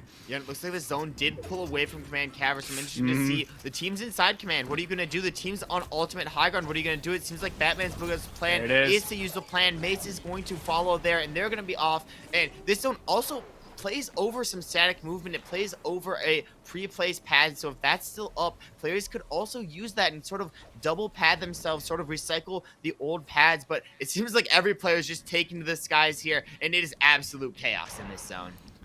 100%. You do see Playify, Trey, and Batman, Booga. They're all still up. So this end game's setting up to be a big stacker. Also, Bravo on top. You see Scissors Trio trying to contest for high ground as they get a knock on to Jack and the full elimination. So now they got 2 eliminations on high ground and plenty to play themselves through. So they're going to go ahead and claim it, as you do see a lot of players looking for height. 2 being one of them trying to glide through is Playify as well, just trying to pressure any kind of players. But Scissors Trio, they have to get ahead. If one of these players on mid ground gets to the front side of zone, they could just kind of take high ground for free if Scissors not looking, as they'd have some players under them, so they do have to take their time, but they do have to get ahead of zone as it does pull back for them, so they'll be able to hold it. And it pulls back towards Command Cavern, and that's absolutely crazy. If you don't know, the player they took out on the high ground was Jack from FF Bravo's duo, and that's going to be the 2nd place team that they are shutting down. And now they're going to make a run for first. They want to get the back-to-back Victory Royale. Scissors leading the charge right now, placing the tarps, bullying basically, Bully off high ground, and the rest of his team going down. They're actually double layering height. This is so smart. This is textbook from Scissors and their team. Has to be careful, though, just because it pulled over that mountain, so having an established ultimate high ground is fantastic, but the zone is de-elevating itself, so they are going to find themselves very, very high up if they're not careful. And if these mid-ground teams start to look up, since it is trios, they can do a lot of damage to these builds quickly and get detached. So I would be expecting these guys to drop soon and try and reconnect themselves, and I'm sure Scissors, being one of those good players, is going to do just that. As you see it, they're going to go ahead and reconnect, and low amount of hard mats at this point. You see them start to drop it for him, but they have to tarp ahead now, and they're just putting pressure pressure on, have plenty of ammo to play through the rest of these zones, and this is looking to be maybe a repeat victory royale for Scissors Trio, so I'm excited to see it. I'm excited to see it, but another team I got to look out for, Boxin, Skies, and Freight. A trio again in top 10. They are so consistent and so good at doing what they do. I wouldn't be surprised if they only had a few eliminations, but it doesn't matter because they keep racking up placements more and more and more. As actually Kyle goes down, so now the high ground team left as a duo, but we've seen it before. We've seen it happen. High ground can be a duo and it can still work out. And just as I say that, Boxin also one of the top teams going down. So now we have trios left as duos. We have players playing left, right, and center here, and we have Scissors just controlling the high ground and doing whatever it takes to win this game. I was going to say, for a second there, I thought Scissors were going to try and take Kyle back into zone to get the res off, but he was able to get all of his materials and any of the siphon mats off of the elimination, and you hear a couple players padding up. Looks like they went on ahead and elevate themselves to make sure they don't get landed on, but Jonathan and Scissors, they're going to have to play as a duo here because they are running low on materials. I mean, no one's really looking up at this point in the lobby, but Jonathan's only down to 4 builds left, and Scissors on the ultimate high ground, so they have to get together, look for some kind of refresh or anything like that to kind of carry them through the rest of this end game, but they're not going to be doing that. Jonathan does not have enough materials to get himself in. He's going to have to de-elevate himself, ramp down or do something, or he's going to take a lot of fall damage. But wait a second. What just happened? How did Jonathan not take any fall damage? Maybe a little bit of parkour. I think he just took a sliver there, but we gotta mention the zone. It's going up Command Cavern. All the teams on low ground are gonna be absolutely suffocated. You can see Playify leading Ari up the hill. Scissors doing whatever it takes to stay up on high ground, but it looks like Jonathan split off from them. This zone is closing slowly and slowly and slowly, but there's still so many teams still in it. We see the Merman go down there to Mace, and it's gonna be Batman, Booga, and Batman, Booga, and Mace on the low ground, just absolutely controlling it. It's a top 4 situation, but they realize they have to get up the hill. They have such a tall task here. Beautiful mechanics by Mace, just elevating themselves, but now on low HP, Playify on the edge of the wall. It's a top 3 situation as Bravo does go down there, and it's going to be a 2v2v2 to close out this game, Ben. A crazy ending, and again, it's Scissors on high ground. There still is a duo, and they have so much wide HP to be able to play this out as a heal off because War, it's pulling all the way over Command Cavern as you do see the wind tunnel come into effect. That's Batman Booga taking the high ground. That's Scissors and company trying to spray up, force him to drop down to low ground, but Batman Booga gets a lot of damage on. Maybe no materials left as he's going to drop down. Peach Cobbler also goes down to the feed in the top left. You see Sparrow pick that up. Only going to be a top 2 situation now, a 2v2. Scissors has so many heal offs. You have to imagine that there's no possible they can lose this. As you see the elimination come through, that's Scissors picking up another victory royale in game number 3. And Scissors, absolutely insane. They're absolutely incredible plays by Scissors. And I just gotta mention that Scissors, that's going to be a back-to-back win for them. But if you didn't notice, on the low ground, getting shut down by the Mountain, Playify and Ari getting second place again. Those are 2 huge placements for these teams, and that's going to shoot these teams up the leaderboard who previous to this game were not in top 3. I wouldn't be surprised if we see them in top 3 after this next game because they did absolutely massive things here.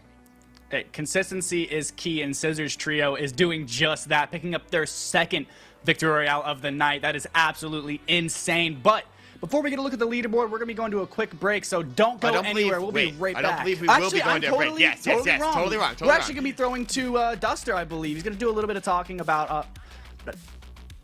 not quite yet. We're getting ready. Yes, not quite yet. So we're going to talk a little bit more about last game. War, what did you think?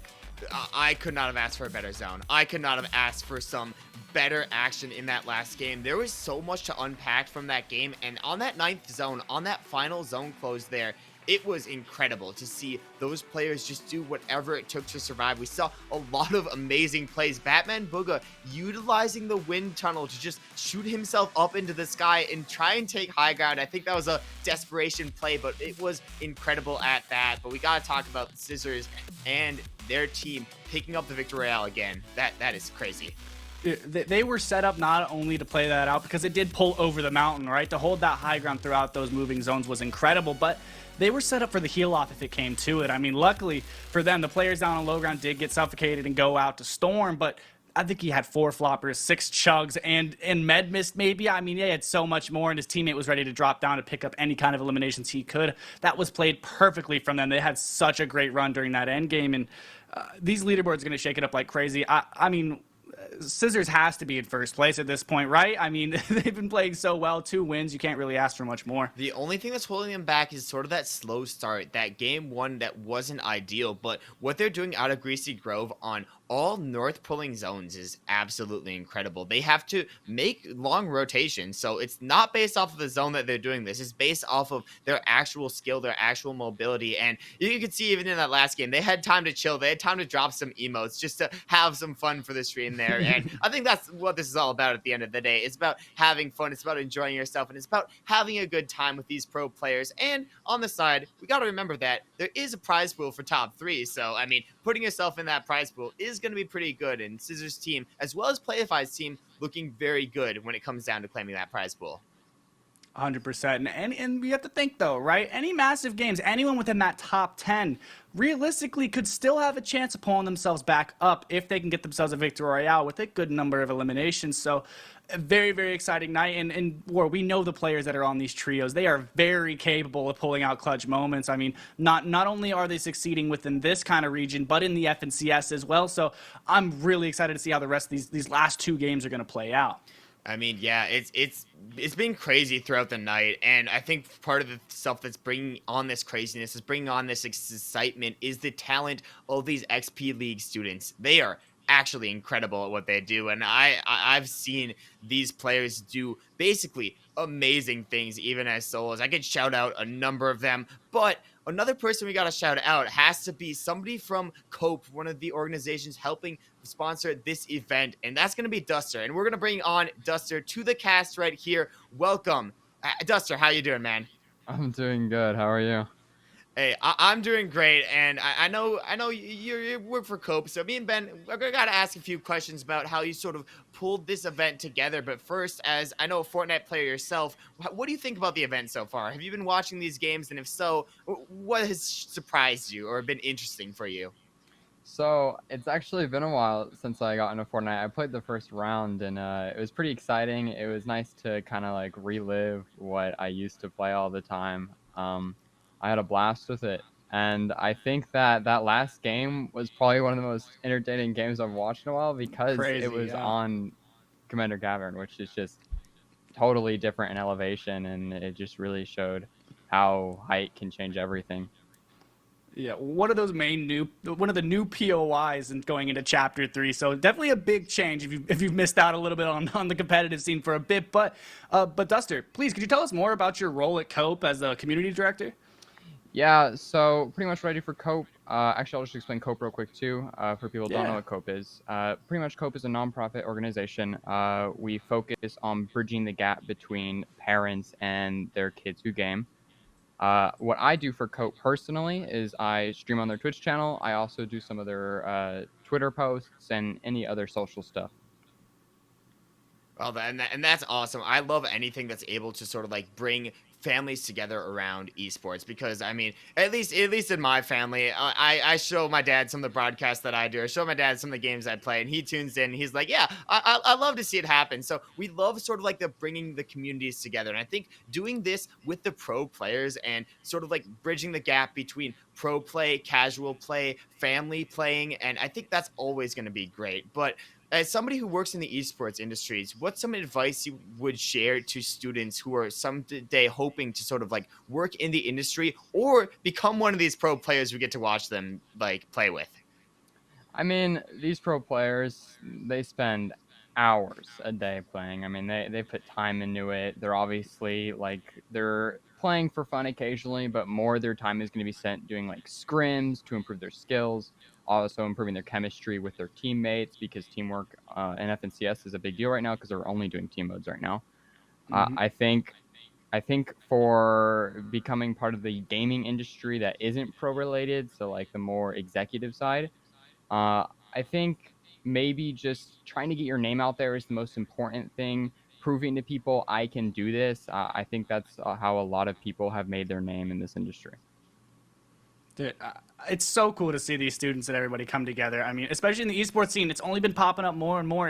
And some esports from students, from collegiate scenes. I mean, this stuff is just going to get bigger and bigger. And it's so cool to see you guys kind of pulling it through. But I do have maybe one of our last questions, but I do have to kind of put you on the spot here. Do you have any predictions for who's actually going to take home the dub tonight?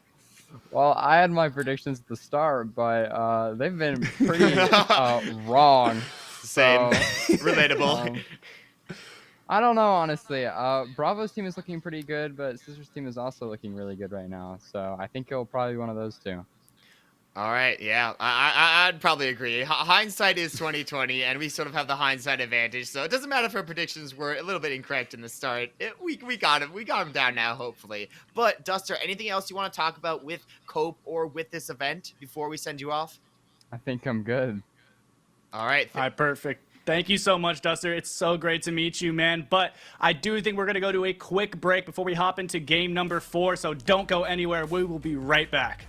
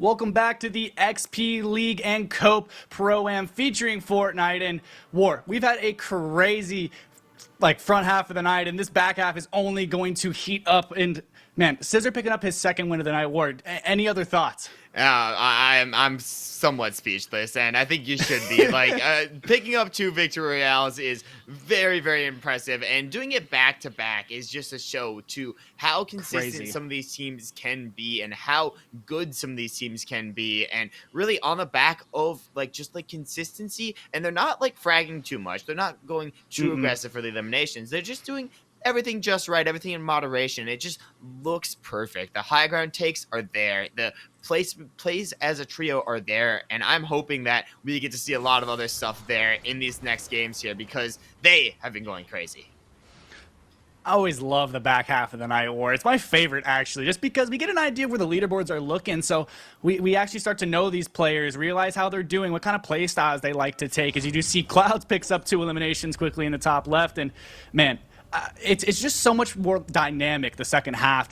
I mean, we're also starting to see some of these players pop off. Which ones to keep an eye on? Which ones really have that good chemistry with their pro that they're paired up with tonight? So it's really, really cool to see.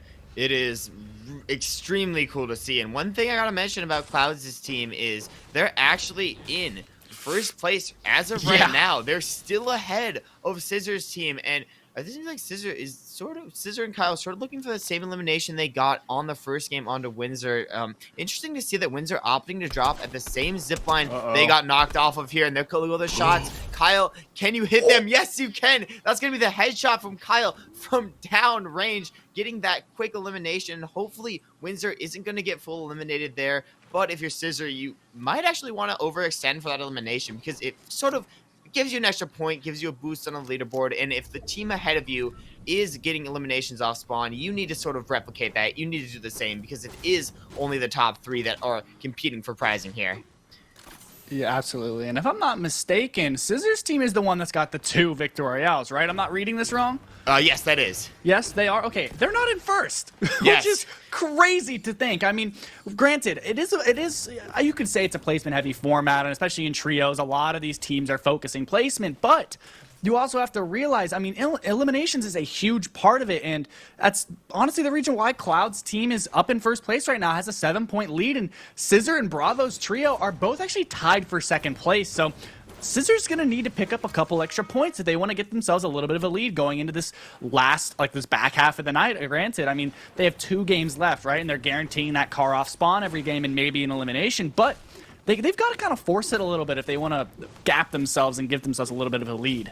Yeah, but I mean, they can do that off the back of a victory royale too, and yeah, I mean that's one way to. Can they do it again? Yeah, can they do it again? I mean, still the best I've seen is 4, and they could sort of match that in the back half of the night if they do 2 more, which would be absolutely insane. Crazy. And if they do that, there's no doubt that if they don't get first place after doing something like that, that'd be crazy. But remember, they still have to perform. They still have to accomplish this feat. As we do see a few of the teams go down, I believe in the feed, I think it was Bully's team, the team that's typically dropping at Command Cavern, that was fully wiped out by Eden's team. And I believe it was actually Tooth who picked up 2 eliminations there. So a huge performance by that XP League student.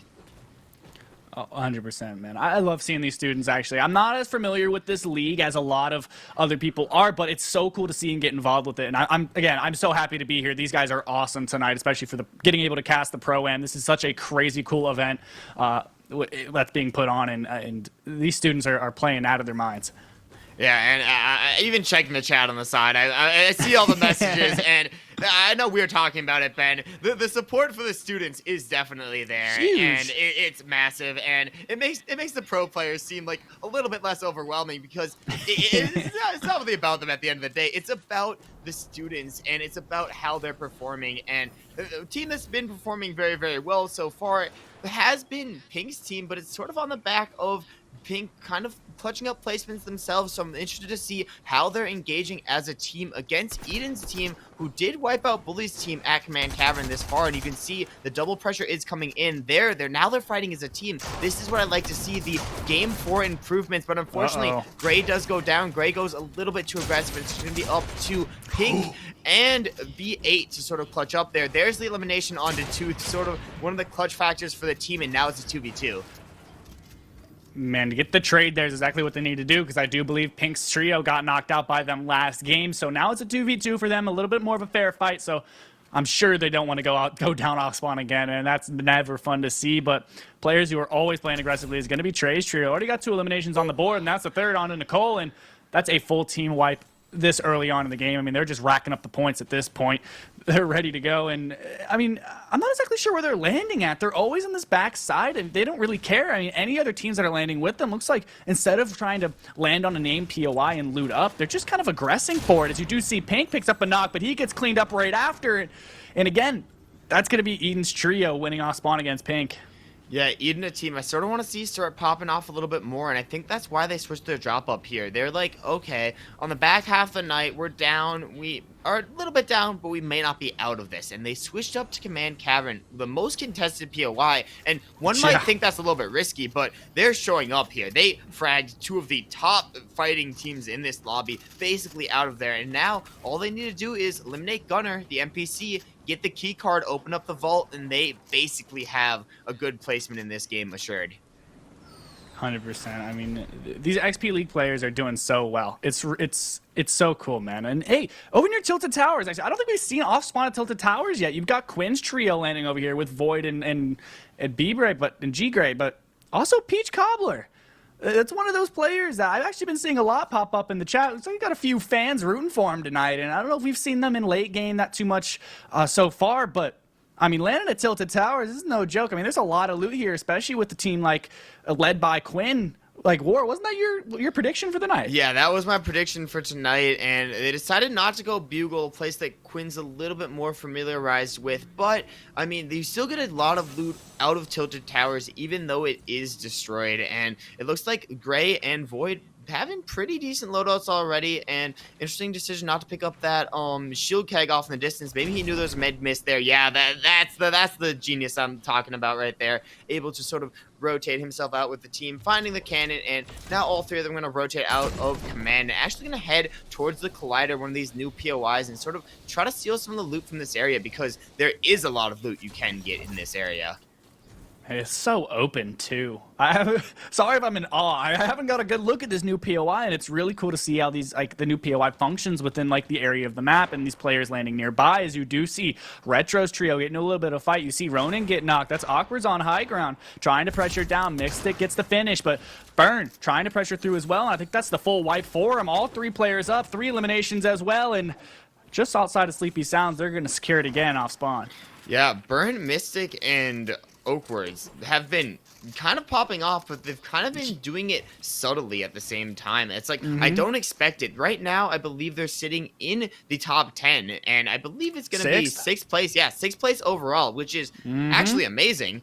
But I haven't really seen much of them, so hoping to get to see some more of their end games, and maybe they're just going aggressive, sort of like Skeptic is here, but Skeptic actually getting put in a full box there, just has the wall that they have to control, but all these players looking to sort of get in, sort of pressure onto this team here. Skeptic looking to trade back shots, but very dangerous peek they're taking against Frosty there, and looks like Frosty able to pressure them back, and both these teams have 3 players up, so it can be a full trio fight right here. It's all going to be on Skeptic to sort of engage here, to sort of calm for his teammates to pressure these walls here, make sure they can sort of create space and eventually take a wall just like that right there, getting damage onto Ghost as well as Frosty. Can Big Dog also get in, create some big impact, create some huge play there? You can see Skeptic and Big Dog there, and Skeptic, Lobos, and Big Dog there picking up the first elimination in this fight. Now they have a 3v2, but Big Dog gets traded out there, and now it's a 2v2. At least they evened it out now. It's even fight for Skeptic and Lobos as they got a 2v2 ahead of them. Both players traded through. As you do see the third party coming in, so hopefully Skeptics and Lobos were able to grab the reboot card, because at this point it's starting to get a little bit hairy as another trio is rolling through. So rotate out would not be a bad idea. If they can grab that reboot card and dip out as fast as they can, then they'll be in a better position, as they do see the aggression is coming through from Skeptic. Shots on to Ripper. Teammates trying to look down through. They're going to lose high ground. Looks like it's going to be Clue taking it up, as Lobos trying to fight forward with them, as you do see big shots onto Clue from Skeptic, and both these players not going to let him get away. She's trying to get the heels off, gets into the ramp, but that's a big shot on, and then he's going to knock Skeptic. The trade trying to come through with Lobos, and he's going to clean it up quickly, but you have to remember, he's got teammates back behind him, and now Lobos is a solo. Has to try and get the res off before the teammates are going to come in, and hopefully he can get the time. It looks like they might not know where he is, as Foxy James trying to rotate out, and they're going to get this. Lobos with an amazing wait.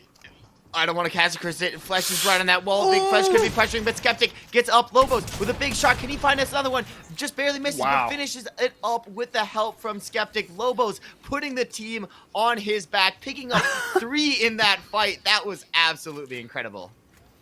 Yeah, who's the pro again? I can't remember. Is it Skeptic or Lobos? He went crazy during that fight. Picked up 3 eliminations. He did so well to clutch that there when Skeptic got pumped really hard and got the knock on, but that's huge for them. The team chemistry war. We talked about it throughout the whole night, but it's so important. It looks like Skeptic and Lobos are kind of building it up as the night goes on. Yeah, and definitely a team I want to look out for in endgame. If they're able to get Big Dog up, they could make some big plays into this endgame. Picking up the victory crown there, you gotta love to see that. Just show off a little bit in the feed. Every time he does that, little message pops up in the feed like, yeah, Lobo's got the victory crown. He's one of the most dominant players in the lobby, and he already has 3 eliminations on the day. So actually popping off so far. This XP League player is incredible, to say the least.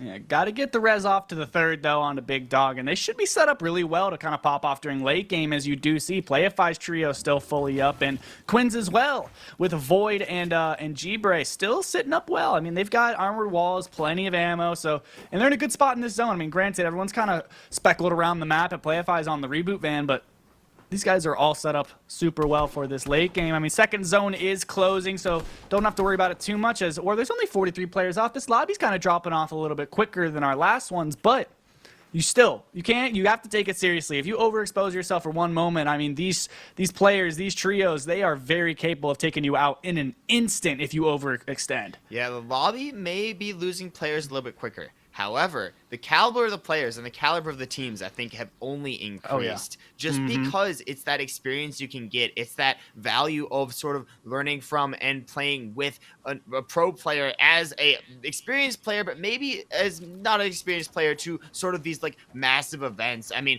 Gibre, Void have been popping off today with the help of Quinn, but overall, it's all about just who is able to clutch up at the end of the day. And it seems like Tooth, it may be able to clutch up a reboot on his teammates here. Pick up, I believe it's Eden and their 3rd teammate as well. And if they're able to get him up, they should be able to have a pretty safe rotate out of the command cavern. You're able to find a lot of heals in this area, but another team looking for a safer rotate. Actually going to land in that tree. Hopefully not going to take any fall damage jumping out. Nope. There we go. No fall damage taken. Luckily for Ghost Reaper there. Great positioning, great movement overall. And they're set up, but only a shotgun for Ghost Reaper. And I think I'd like a few more of those inventory slots filled if I was in that situation. Maybe they just got rebooted up similar to the rebooting. Yeah, they must have, right? Command. Yeah, 100%. I mean, they can find any other old loot or maybe an old body to kind of refresh themselves. That'd be ideal, absolutely. But at least they're kind of you can see it here, right? They're farming for their teammate to try and get him back up to full HP. As you do see another fight coming through, it's Mystic's trio already gotten knocked. It looks like they might have tried to engage a fight with Bonsai Bros and got a quick elimination onto Windsor, but the 3rd party might have came through or a trade, so now things are going to kind of settle out a little bit as they're looking for the res, and Bonsai Bros not even on 100 HP in total, so I'll be very careful here. If Mystic decides to regress this duo, it could be a big problem for him, but luckily Kinch is on max HP, does drop his teammate a big pot, so they'll both be able to heal up, but you have to remember, right, not only are they going to be looking for any kind of eliminations here, but zone pulls away. So if they get into any kind of fight and teams start to establish themselves over near Sleepy, they could be in big trouble.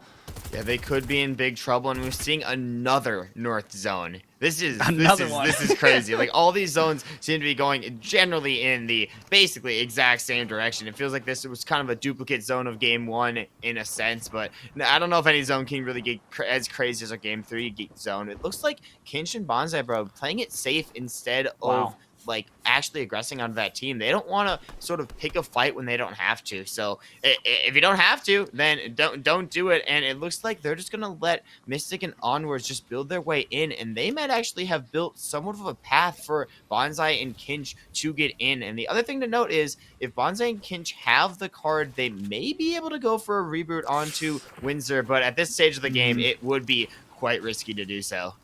Yeah, it's going to be sketchy, that's for sure. But, you know, if they could establish themselves well in Sleepy, it's very possible. You know, if his zone pulls away, maybe players start to rotate, they could get it off on the backside, and I'm sure they've got the pro in their ear just trying to coach them through it. So Both these players are going to have to make the way into zone. They should be able to make it in relatively unscathed just because they have this natural cover. Old builds to kind of shuffle their way through, but I mean, they're doing fine here. They'll be totally good, and they did make it into zone without taking any shots, so they are playing as a duo, though. We've seen players do very, very well as duos in the past, right? So there's still a very real threat in this lobby to pick up the win. They just have to make sure they play together and play smart. As you do see Big Dog getting in a little bit of fight with Lobos and Skeptic.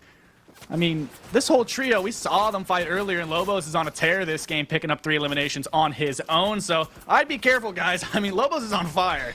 Lobos is on fire, and also Skeptic doing a great job of sort of positioning this team up into center of zone. The armored walls do also come out there from Skeptic, so some pretty good positioning, and they actually have an entire building underneath them. So if they need to refarm the materials, the builds that they're actually placing in this game, they should have no problem doing so. But Skeptic, a player who has no problem trading back any damage, but actually going to have the damage traded back on to himself. That's going to be from Merman downrange. I know Merman's been one of the fan favorites throughout the night with the our favorites. Our favorite, probably our favorite, but with the fun little fish Moisty Meyer skin, I believe. POI. Yeah, back in the day. But I mean, Lobo's another huge fan favorite, just based off the eliminations they've been getting this game. The impact they've had on this game is absolutely incredible.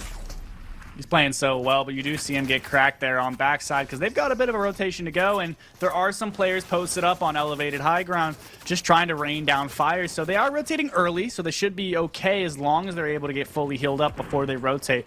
I mean, they're playing together, doing exactly as you should, and I'm sure Skeptic is coaching them to make sure they're doing what they need to do. Is checking in on the other side of the map. You do see Sentence and Rafiaga all on this side of zone. They've got a trio under them, so this is always scary, right? Which trio is going to rotate first? It's just a game, right? Are you going to rotate and build for us, or are we going to rotate and build for you? You just have to decide. Generally, it comes down to which team's going to pressure the other first, as you do see the shots coming in, and you do have to be careful, right? You see that trio down in the map war on the backside here. There they are. It's Scissors trio rotating on the backside, and they're down in the water. You have to be so careful here as Vanessa's trio starting to notice shots onto them while they're rotating through the water, as Vanessa takes a lot of damage. I think that's Scissors getting the shots on, so going to buy them a little bit of time to be able to rotate the rest of the way through the water because they're on the backside of zone. So if they can secure themselves a good spot there, Scissors is in another great spot to solidify themselves, maybe even the 3rd victory royale. Yeah, that would be so exciting to see, but for now, we got to focus up on the rotation from Sari, E, and Vanessa. They only have a little bit of ways to go, but you can see the high ground team looking to pressure. It looks like they're just going to tarp their way in, and tarping just like creating some space, creating some connections to old builds, old materials, and basically making a box around you where you cannot get pressured out. You got to take some time to let the builds actually fully build to 100 or whatever the 100% effective HP of those builds are, but they have a lot of builds to work with here. You can see 100 builds on E's inventory. I'm sure those other players have a lot of builds as well, and this is a game where I expect them to do very, very well just because of the amount of resources they have. And the fact that this is a water zone means that a lot of players have to utilize their builds to sort of stay high and dry away from basically the water and stranding themselves in this game. And the river splits the whole lobby in half. You have to be careful, right? You got to think, if zone pulls to one side, basically all the teams on the other side of the water are going to be in trouble, especially if you're on the side that's only got like 3 or 4 teams. If you've got to pull over, you're going to be in big... What a pull! What a pull! I just have to pause for a second. This is crazy. Majority of the lobby has to move, but Vanessa and company, they're just chilling. They can just sit and look back at any kind of tags. Maybe it picked up an elimination on before this first moving zone, and this is going to be massive for them. We saw Scissors kind of extend themselves to get that backside of zone, but it's not going to pay off for them. They've got to move through, so... They are kind of on that far back side, though, so hopefully they'll be able to sneak through, as you see Styx trying to do the same thing, but...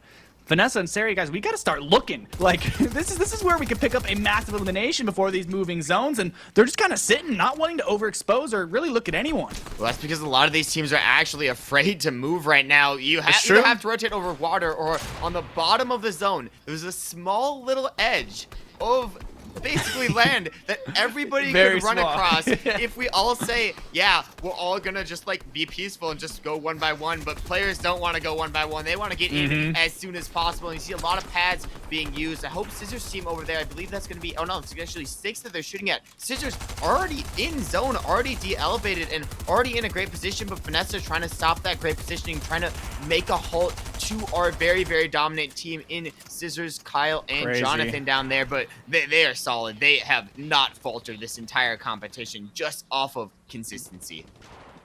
And you see Scented, Rafiaga, and Stagger all on the high ground, still holding it from when they first established it early on from their build fight, and they're not really going to have to move. They can just look down, and not to mention Stagger's got a pad as well, so they're in a really, really good spot. If zone pulls anywhere, they might even be able to hold it, depending on if it pulls back over or not. I mean, they'll even be able to pad ahead of zone. If they can kind of lock down high ground, and we've seen what some of these teams have been able to do if they can hold the high ground, this could be a massive game for them to jump them up towards that top 5 position. So they have everything they need to do it. I mean, they have multiple pads. You see Rafiaga's also got one in inventory. So just looking down, they're ready to go. And it's going to pull back over towards over the water war. And then that, man, do I love water zones. Yeah, the water zones are absolutely crazy, and all these players are just trying to stay high and dry in this zone. But one quick thing to note before we progress into endgame, a lot of our top teams are still in, but I believe that Clouds, Trey, and 2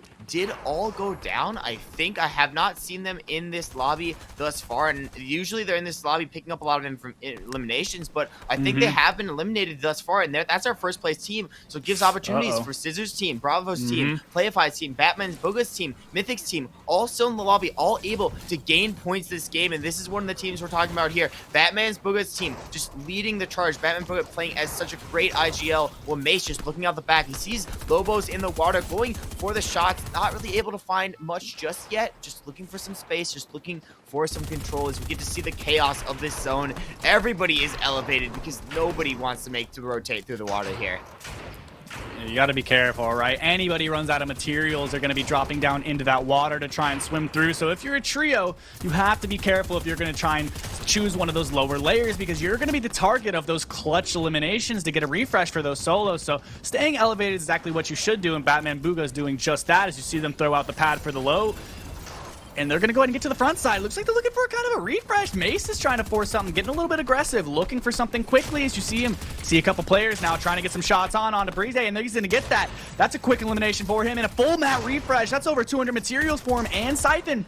They're trying to fight these teams on low ground before they get back together as Batman Booga box up now in full metal, and they're going to get back to each other because they've got a little bit of ways to go before they can make it in zone. And there it is, Scented, Rafiaga, Stagger still on the high ground. Still on the high ground, still holding strong. Look at Ari Safari has to drop down, but switching back to Mace and Batman Booga, looking to swim, and swimming so dangerous, but if you're able to do it, you can do it quickly. Mace just getting that full confirmation onto Ari, not gonna be able to pick up any of those materials because it's gonna be very, very risky to do so. Only on 5 builds right now, and he's looking back. He's like, I want these materials, but I cannot risk going for them just yet right now. Instead, going for the damage, going for the elimination, sees Playify right underneath him, and if they're able to shut down Playify in this game, that's going to be a massive impact on the leaderboard. That's going to be the team right ahead of him. There's the shot onto Playify, not really able to find anything yet. Follows up with the SMG, maybe able to hit something else. Now Playify is cracked, looking into zone, looking to sort of wrap around this player, flank them in a sense, but now no builds. Where's their teammate? Where is their team? But no, maybe they don't need a teammate. Getting knocked onto Vanessa, but instantly just getting traded back onto there by Surrey. It's now a top 9 situation. Batman Booga just holding down the low ground as we just get a pause for a second, and we see the high ground team just chilling on height. Probably still has a lot of materials, still able to provide tarps. Stagger doing a great job of just creating the space for their team and making sure they're all staying above in this zone.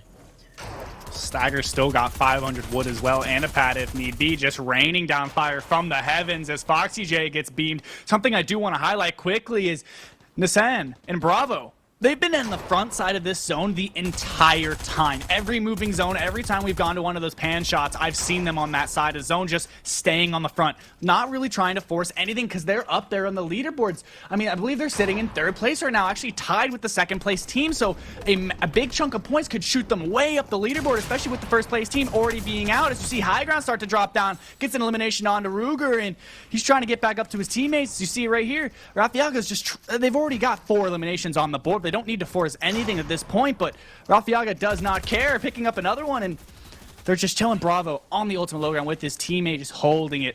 Running low on materials, though, they're going to have to start looking as they run completely dry. They have plenty of shield to kind of carry him through, and you see, there you go. The teammate's going to drop him a little bit of mats, and Rafiaga's still on the high ground, pressuring down, and it's coming down to the last seconds here. Coming down to the last seconds, Bravo gets dropped, Nessian gets dropped. Now it's a top 2 situation. It's going to be the high ground trio. Stagger has all the healing items. So it's going to send down Rafiaga and Scented here to just frag out this low ground. But it's actually going to be Foxy JJ doing the fragging right here, picking up that elimination on Scented. And now it's a 2v2. It's just going to be Foxy and their teammate trying to clutch up this end game. They have been missed, but the team on high ground does have the heal off. If it does go down for another minute, they might have the advantage. But it's going to be Rafiaga actually providing that pressure. Drum shotgun is out, is active. But Foxy doing a great job of just avoiding shots, trading back at the exact perfect times. And it looks like Fire's just going to be knocked down. So now it's going to be a 2v1. Rafiaga solo. Foxy has to do the shot of their lifetime right now. Has to make sure it connects. But instead, it's going to be Stagger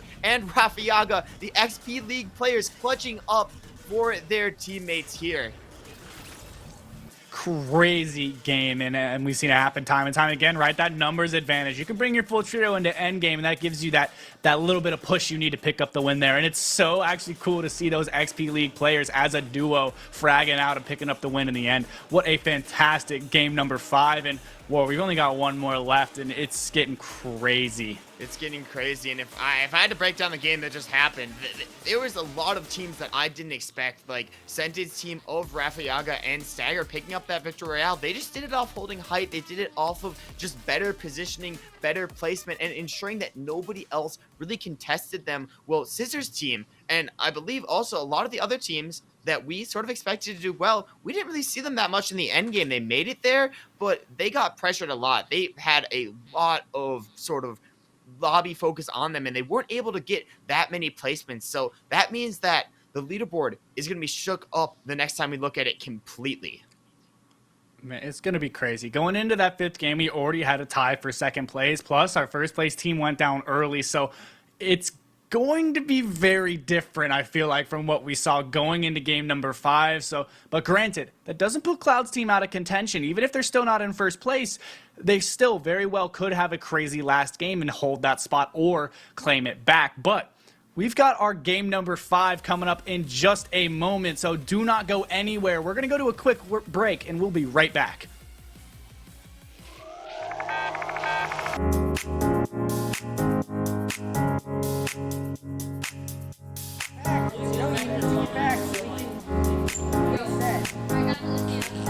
Yeah, I'm not gonna rip it. It doesn't matter at all. Esports is a multi-billion-dollar industry. We're taking that and we're delivering it to elementary and middle school kids. Yo, you guys are getting pretty wrecked by me. Dad, all right, push up with me. We're bridging the gap between conventional athletics and competitive gaming. We have kids working on the same technology that the pros are training to improve their skills. When did you lose? Why did you lose? Like the games that you lost, why did you lose? Through a partnership with the Positive Coaching Alliance, our coaches go through a double goal certification. They learn not only how to work through the strategies of the different games they're playing, but they also work through how to impact these kids' lives in a positive way. They get to mark and highlight behaviors and attributes that will lead to long-term life skills.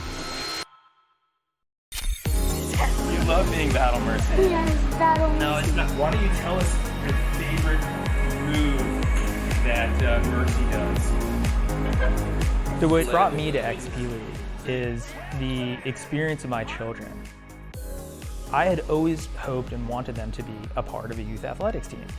So I realized they all love competitive gaming. So why not marry their passion with what I'm hoping for them to learn and achieve and put healthy, solid values in place in something that the kids want to do and are excited about doing. Yes, Boop Experience points. Every game awards experience points. And what we built here is an experience.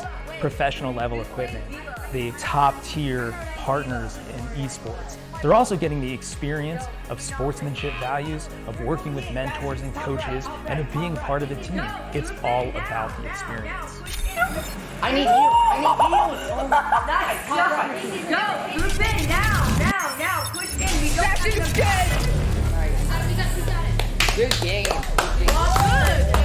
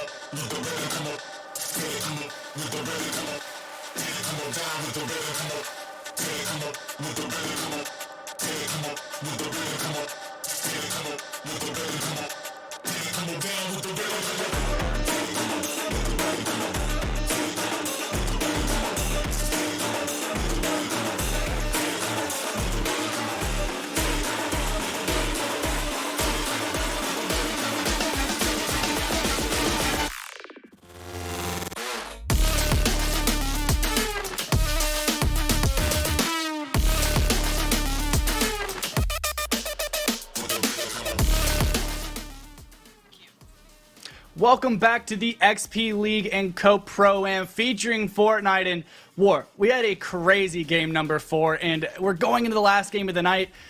We got to start thinking about prizing, right? It's going to be crazy because this is it. This is where players really have to make those last final adjustments to figure out where they're going to sit, because first place is taking home $1,250, second place $750, and third takes home $500, along with these XP League players getting to take home a Corsair peripheral bundle and Amazon gift cards. Yeah, and we also got to do a quick shout out to the people who are actually providing the prizing for this event, the Jennifer Valilla group. You can see their information right below, as well as the fact that we have XP League and Cope. I know we got a chance to talk to Dustin from Cope before, and I know we have a ton of XP League fans, parents, whatever it be, in the chat right now. So if you don't know what they are, if you maybe just tuning into the stream and you just see this on the Fortnite tab, check these guys out because they do great things. But right now, we got to focus up on our game 5, our final game of the night here, Ben. I'm hyped.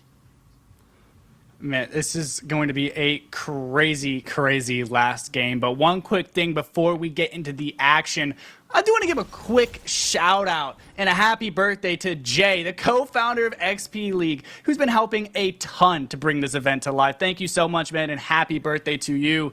This is a crazy event, and I'm so happy to be here, and thank you so much for having me. And I know War is thankful to have both of us on for tonight because this is such a great event. Hey, and again, thanks for all the things you do for XP League too. I know the players have, I hope they've been loving the competition so far. It's been awesome from a viewer perspective. It's been awesome from basically every perspective, and it's awesome to see what's happening here out at the Collider, the new POI, and it looks like the team that won the previous game actually drops at the Collider, but they're actually contested this game. It's going to be Tooth, Eden, and their teammate as well, actually opting to contest the Collider, which is really weird because they won Command Cavern last time, so maybe they're just doing their run around with the best POIs in this game. Personally, I don't know, but they're doing a great job of it. Stagger dropped down to 2 HP. Can they survive? Can they get out? Yes, they do. And hopefully gonna be able to pop this med kit off, but that was close to say the least. Dude, I was on my toes. That was way too close for comfort. I'm sure Stagger is so happy to be able to make it out of there. But they are going to lose the POI this game. But as long as they get the card of their teammate, they should be able to play out because we saw them win the other game. So hopefully we'll be able to see them do some more later on. As checking back in with Skeptic, that's another team we've kind of talked about throughout the night, and especially Lobos. Popping off last game, pick up a couple eliminations on their own, and they've got Rocky Reels fully uncontested. This is a great drop spot in my opinion. This is a huge drop spot for them right now. I mean, Rocky has so much loot. You talk about what they have. They have these slurp barrels that Lobos is actually using right now, and I know from competitions we've casted before, the teams at Rocky drop near the middle of the map, and it allows them to sort of be more aggressive, and more aggressive for Lobos is exactly what you want. We know that he is a top tier fragger, but hopping over to a place that is equally as aggressive, it's got to be the Command Cavern. It's got to be with Pink, Gray, and B8 here, just looking to sort of heal themselves up, get themselves back up to max HP. Well, they're getting pressured by this other trio in the distance. Yeah, they've taken this Osmon fight every game, and I do like the confidence, right? Regardless of how their previous games have gone, you put that in the back of your mind, and you go in with the same confidence as you have so far. And regardless of how those Osmons might have went, they're ready to go again. No problems for them again. As you do see, these team over at Greasy Scissors been relatively unconned the whole night. As you do see the last game, they're getting into a little bit of an Osmon fight. Shots coming in from both sides as Jonathan's going to just slip away as the trio tries to push up on him and close the distance. As he's taking a little bit of fight on the Ronin, both players are going to get cracked now. Jonathan's down to 100 HP, trying to get some minis off because he is low on materials, so has to be careful. He does get jumped on here and has to take a 3v1. It's probably not going to go his way as Ronin's going to get knocked by one of Jonathan's teammates, and now it's going to be a 3v2. Yeah, 3v2 here, and this is going to be a very stressful situation because for Scissors, for Kyle, for this team right here, this could be the fight to win it all. Kyle has to clutch up now. Jonathan went down. Kyle hitting the shot onto Saucy, and I believe that's going to be a full 3 eliminations for Kyle right there, putting the team on his back and picking up that fight win at Greasy Grove. Absolutely. And you do see in the top left there, Baconator is going to go down. One of Pink's teammates checking back in with them, but he did trade off as News is also knocked. So now it's going to be a 2v2. Pink and Rambo trying to kind of play through, get their teammates card, because he's fighting Styx. Both of these players very capable of fragging out. As Styx an NAE's player and Pink's an EU, as you do see the shots coming in, that's a big tag for him, and Pink's going to lose that Bloom battle, and Styx is going to clean up both. Ooh. That was absolutely crazy, but it's not over yet for Styx. Styx, now a solo player, now able to start moving around. It has to maneuver himself back into sort of Command Cavern area, and now jumping into Command Cavern needs to get out because I don't think he's going to be able to have a chance to even revive his teammate. Hits the pad, able to get out. Is he going to be able to make it to this wind tunnel in time? That is the question, only on 35 HP, and this is Styx's final game right here. You cannot go down this early, and you do not want to go down to Bully and their team. No, not at all. And sadly, I don't like to see it, but Styx needs to. He can glide underneath this balcony. Nobody can touch him. He can just kind of hang out down there, but it doesn't look like that team's going to be chasing him through, as you do see another Osmon fight coming onto one of these teams that are normally uncontested, the team of Batman Booga over near Coney Crossroads. And all these players have been fragging out throughout the night, and it's this kind of a normal thing, right? Normally during the last game, you do see a lot of these uncontested teams start to get contested just because some of these players, maybe sitting around the top 5, just barely outside of the top 3, know that if they want to push themselves into that top 3 spot, they have to take out one of these top 3 teams so they can take their spot, basically. And you see it there. There's a knot coming on to brink of winning. Now it's going to be a 3v2 as Mace and Batman Booga have to take this fight, and shots coming through with the SMG. Mace gets up onto the high ground as shots coming through onto Corrosive, and a little bit of damage and nothing too serious yet as Mace has caught himself in a 1v2 and barely slips away. Doesn't take much damage either, 120 health, but gets cracked now, takes the 1v2, trying to slip away, and he's going to get cleaned up now. Batman Booga versus the 1v3, and war, this is going to be a real hard one to win. And maybe he's not going to even try to win it. At this point, you're so close to prizing right now. It's in your fingertips. So instead of taking the 1v3, why not just wait? Why not just play it slow? You have zone, you have time. I believe it's 4.5 minutes that you can utilize to sort of get these cards, get these reboot cards for your teammates. And that means that if he's able to sort of pull off a cheeky reboot, that could be the game for him. But actually 2 dominant teams throughout the night. Frey's team versus Sparrow's team. It looks like it's going to be a 2v2 here. Zuki dropping very, very low, but we're going to tune in with Sky and Frey's perspective right here. Sky knows that Zuki's very low, going to pressure this ball, going to try to take as much space as they can. Sky's trying to control the high ground right now as Frey just coordinating perfectly there, and this might be where the ping difference comes into play because Frey is an EU player versus Sparrow, an NA player, so Sparrow with a slight advantage here, so may have to look to Sky to do something big. Sky trading shots here, gets a knock onto Sparrow, but trades directly back, and now just up to Frey. It's a 1v1. Can Zuki clutch this up? No, and it's going to be Sky and Frey who take that fight and keep their time in the game. Crazy clutch for Frey to be able to pick that up because they are high up that leaderboard and have a very real chance of making a push. I mean, we have to see them kind of clutch up a little bit during these last games. Gonna need a big one as well, but to take out some of these top teams is exactly what you want to do if you're trying to make those big leaps. As another player trying to just play out placement, as you see iDrop sitting up in the vents here, just chilling.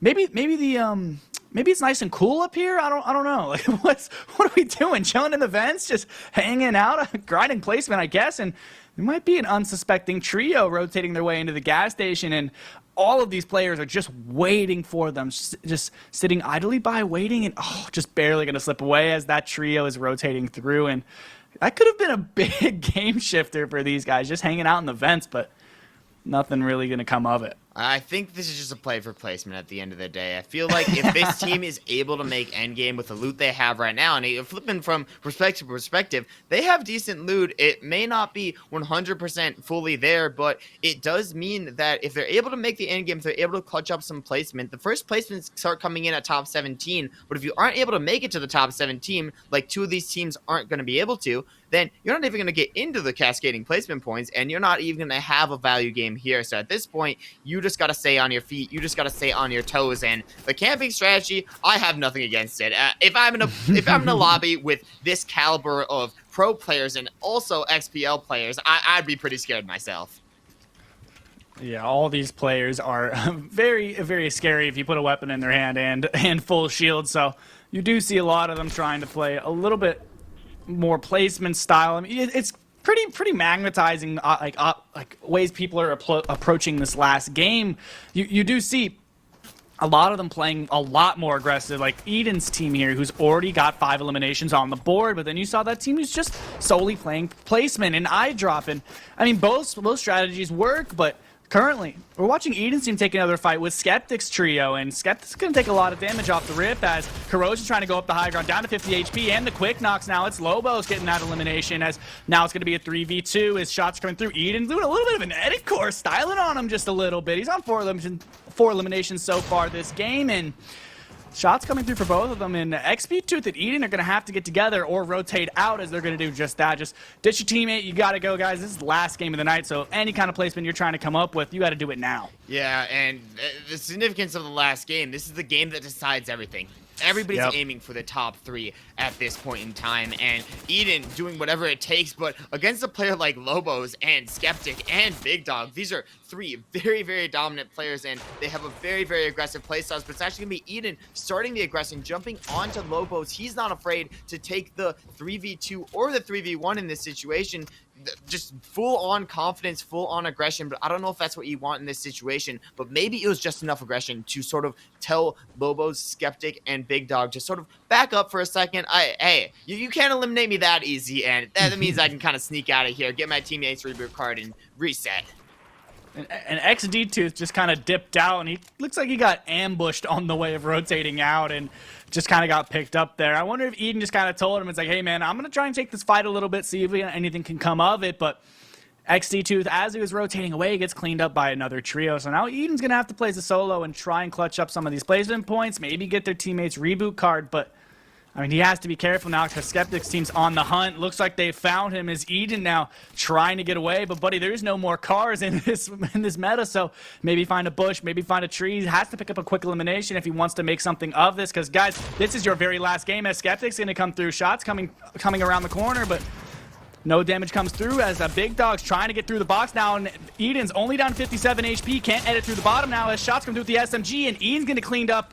Eden, that's back to the lobby for you, buddy, because your tournament is over. And that is so unfortunate there, and also one of the reasons why we see these teams just playing passive, like Dat right here, just not really doing anything because there's no reason to risk that situation. It's the last game. Players either want to get a lot of eliminations or they just want to stay up for as long as possible. And even if the zone passes by, Peach, Cobbler, Dat, and that trio right here just going to be playing for placement, just going to be playing for time because going out this early will cost you.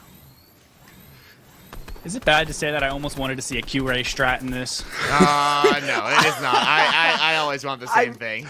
Man, especially since it's the Pro-Am, I thought, you know what? That might not be a bad idea. It's a pretty viable strategy for anyone in the chat who isn't familiar with a Q-Ray strat or a Creed strat. Is how the 2 different names it goes under is basically you just kind of sit in zone the entire game, stockpile as many heals, like wide HP heals as you possibly can, and just clutch out placement points. And during the FNCS the last couple of weeks, we've seen that become actually a viable strategy. And bummer we didn't get to see it tonight, but I was almost expecting it. I thought, you know, maybe someone would kind of push for it just because it is if you do it properly, you can actually secure yourself a lot of placement points pretty consistently. But someone who is just kind of playing normally is going to be Kinch, Windsor, and Bonsai Bros chilling again, all 3 up. Doesn't look like Kinch has any extra shield to their name, but they're in a really good position here going into these later zones. Yeah, amazing position, and again, this is their final game to sort of shoot themselves up on the leaderboard, sitting around the top 20 right now, or I believe it's going to be exactly 17th place, and that is decent, but one big game could double your score, and even if it can't shoot you into prizing, everybody wants to get that victory royale. This is a moment that these XPL players are going to probably remember for a long amount of time when you have the chance to play with pros, when you have the chance to play with other XPL players of the same caliber and really test your skills and really show your skills, and that's what these players are trying to do here. As Skeptic gets the knock onto Reddish, and now it's going to be Big Dog and the Logos here trying to clutch up and playing aggressive here. That's going to be another elimination for Big Dog. You can see it's actually Big Dog and Lobos, the ones who are being aggressive, who are getting the eliminations for the team, really making us question who is actually the pro on this team right here because they have been popping off.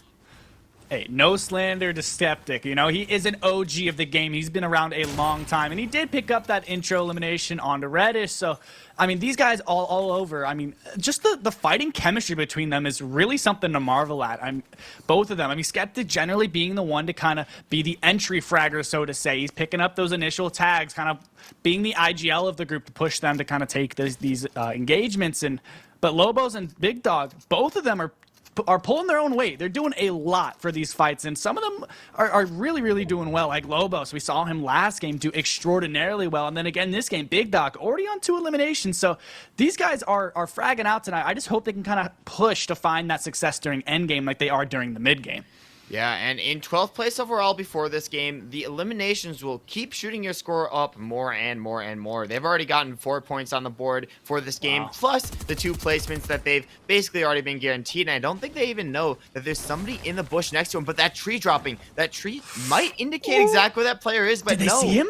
They didn't see them. Oh, that's so cheeky by Yuki out there, just staying quiet, staying in their position. And as long as they're able to make the rotation in here, they should be in a all right situation going into endgame. Maybe down teammates, but they might be down in teammates, but they're not out yet, and they definitely do not want to be out of this game.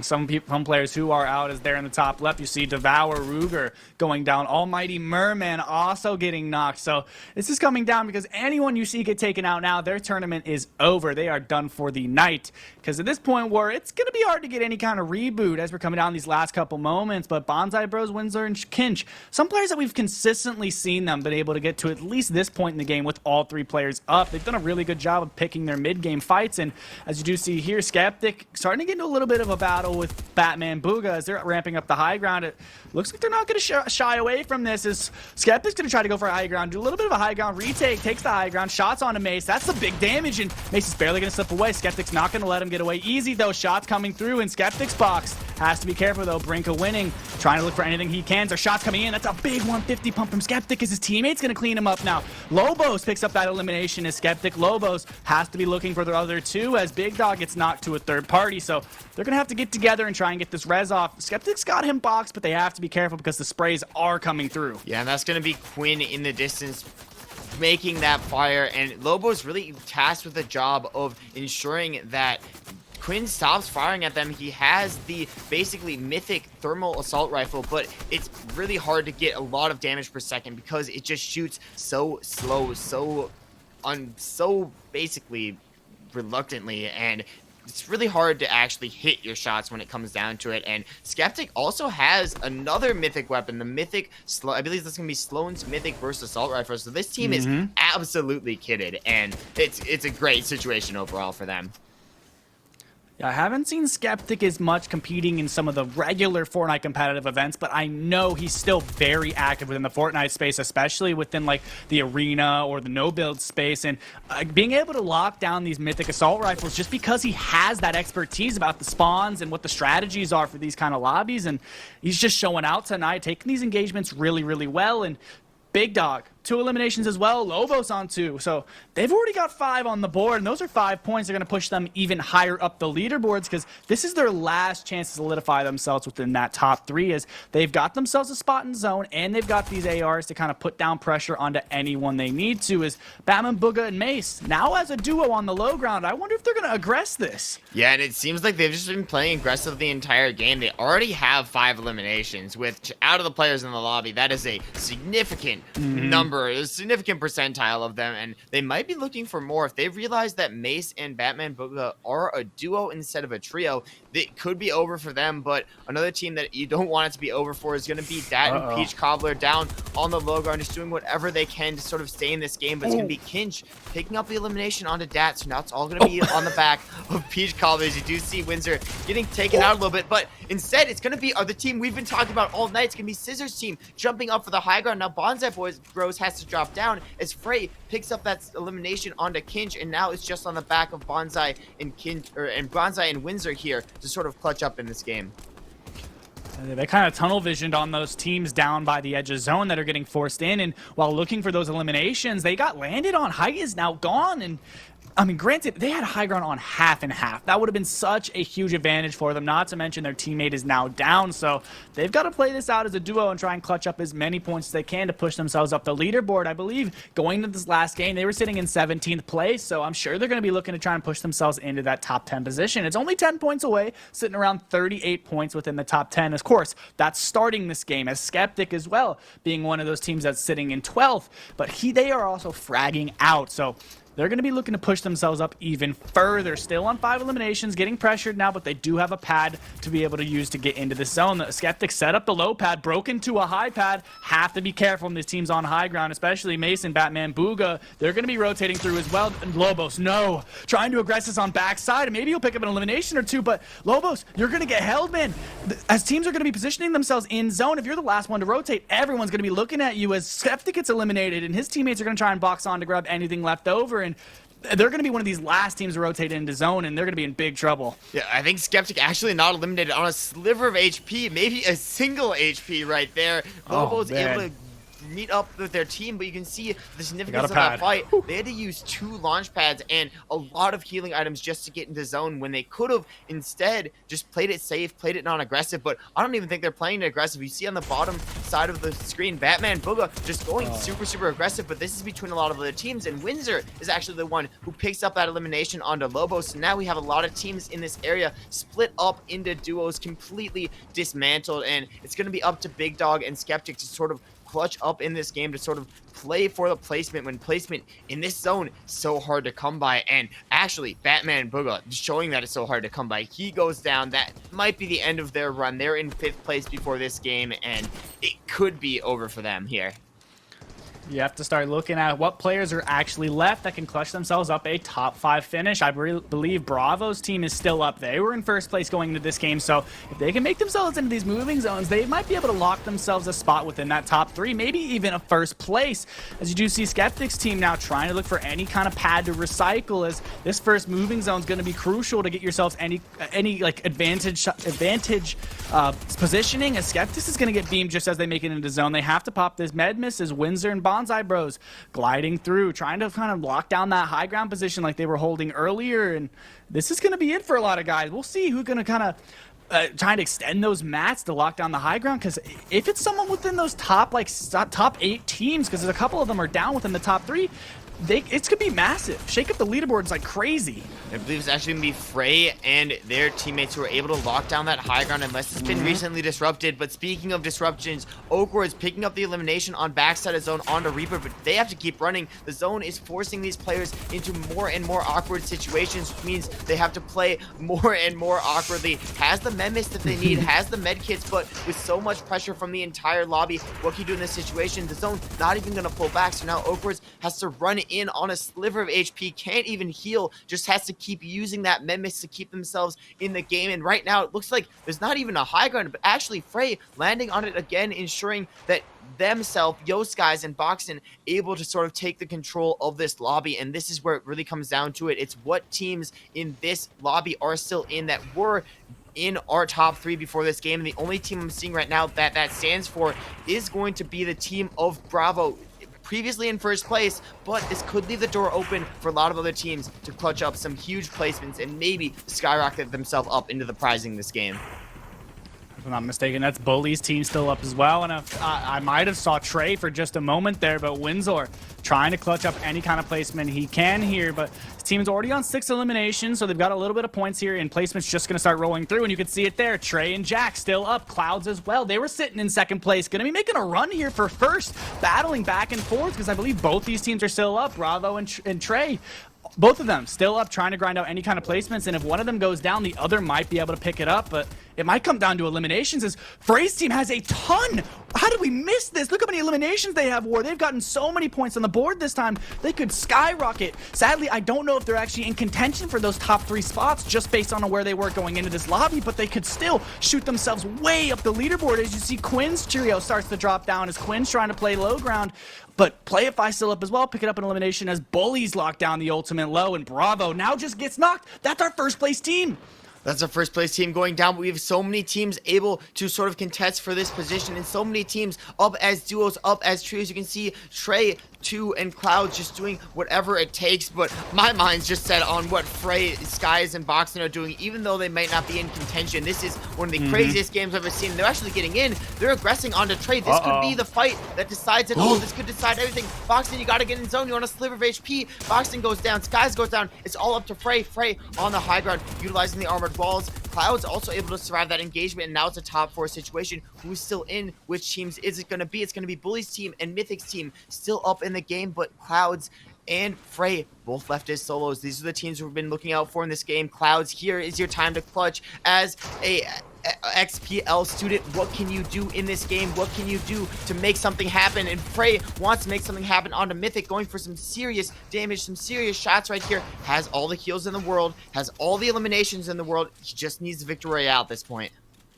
You see Bully on the ultimate. Logan got his full trio with him. Now we're into the top 3. It's going to be a 3v1v1.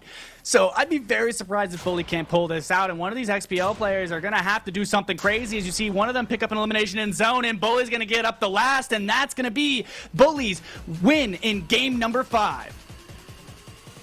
Wow. That was such a hectic game. And based off that game, I have no predictions of who is going to be on the top of the leaderboard, who is going to be on the bottom of the leaderboard. Like, it could have been completely shaken up. We had some of our good teams, some of the teams that we've been seeing popping off go down early, but some of the others were able to stay up. They were able to clutch up the placement. I think it's all going to come down to what happened in that final game, that action that happened, and like the eliminations this game, Ben. You got to talk to me about those, because those were massive. Eliminations really are going to be the deciding factor for a lot of this, just because a lot of the not as much to the team that they went to. I think we saw the Frey's team picking up a ton of eliminations, and sadly, I don't know if they're in the contention for that top 3, but you have to remember those elimination points aren't going to those teams in the top 3. And we did see Bravo's team go down before Clouds, and Bravo was in first and Clouds' team was in second. So we'll see if they could have kind of bridged that 7-point gap. And if they did it, they could pull away first place. Along with that, Scissors' team and PlayFi's team only within like 5 points of each other, and they went down at different times throughout the lobby. So these leaderboards could be changed up completely. I don't think anything's for sure. And the thing is, you had Bravo's team, Clouds' team, and PlayFi's team all make endgame and all do very, very well. But remember, there were teams going aggressive at the start of the game that we didn't expect going aggressive. There were teams playing a lot more passive than we expected, most definitely, with all those crazy bush strategies, the camping in houses strategies, even camping in vents sometimes. So there was a lot to unpack in this game, a lot to assess. We're going to throw it to a quick break, but when we come back, we will determine who are our winners of this event. So we'll see you in a bit. Stay tuned, everybody. I'm the coach for XP League, and I'm looking forward to having an impact on these kids' lives. I've been playing video games competitively since 9th grade. I'm now 21 years old, and I've never really got to be a part of a team. Today you guys are here for tryouts. Now you might be feeling nervous, but don't worry. Everybody makes a team. Tryouts is not about kicking you out if you're not good at the game. The only thing this is about measuring where you are at right now, so we can focus on how we can help you improve throughout the season. Esports promotes cognition in the sense that there's multiple ways to win a game. There's not one set way that you can win a match. The meta in Overwatch, it varies. It depends on the game. The games change all the time, and every game is different. It has its own special, unique characteristics. Here we go. 1, 2, 3. Keep your hands straight. Keep your hands straight. For our practices, we aren't focused necessarily on who we're playing against, just how we can adapt our strategy towards the game. What we teach the kids when we're coaching is that there's another human being on the other side of that computer, and to treat everyone with respect. I have my ultimate. Perfect. Keep going. Keep going.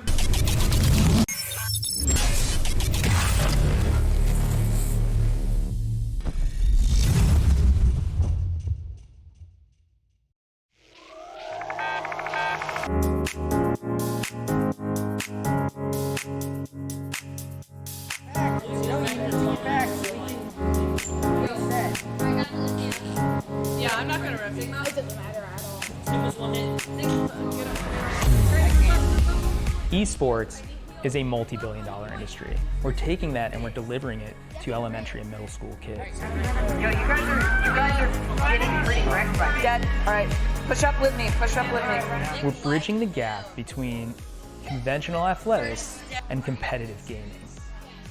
We have kids working on the same technology that the pros are training to improve their skills.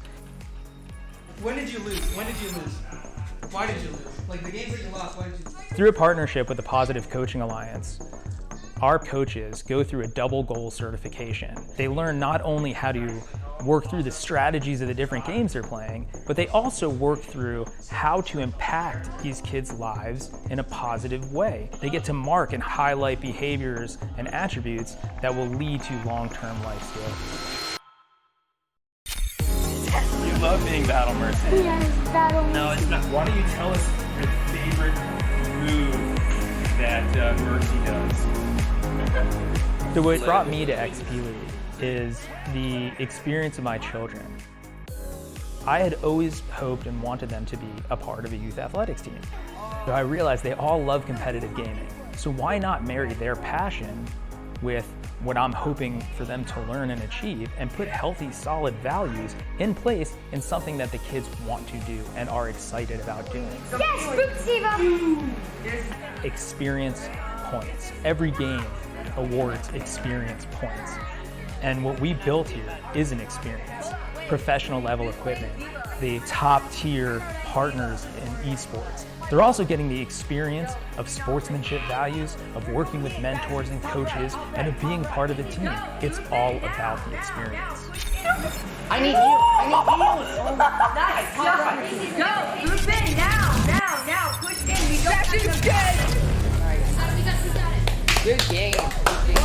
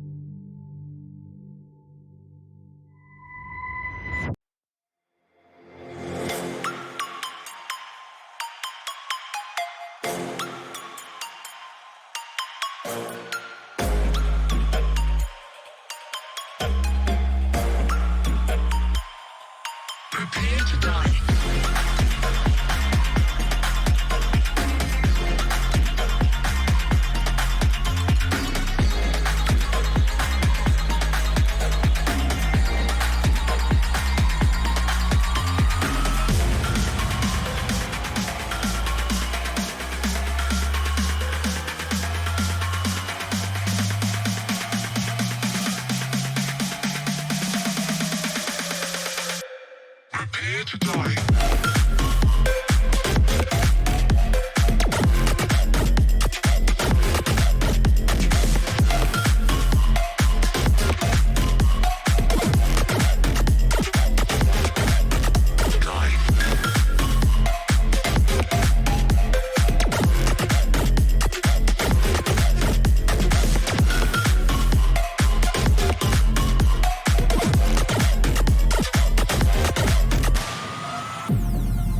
Welcome to a whole new world.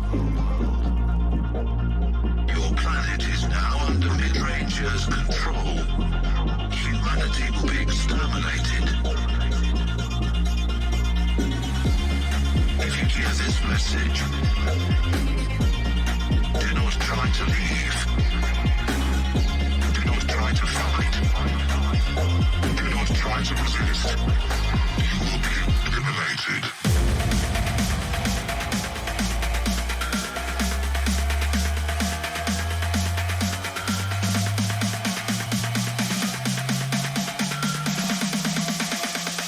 You will be eliminated.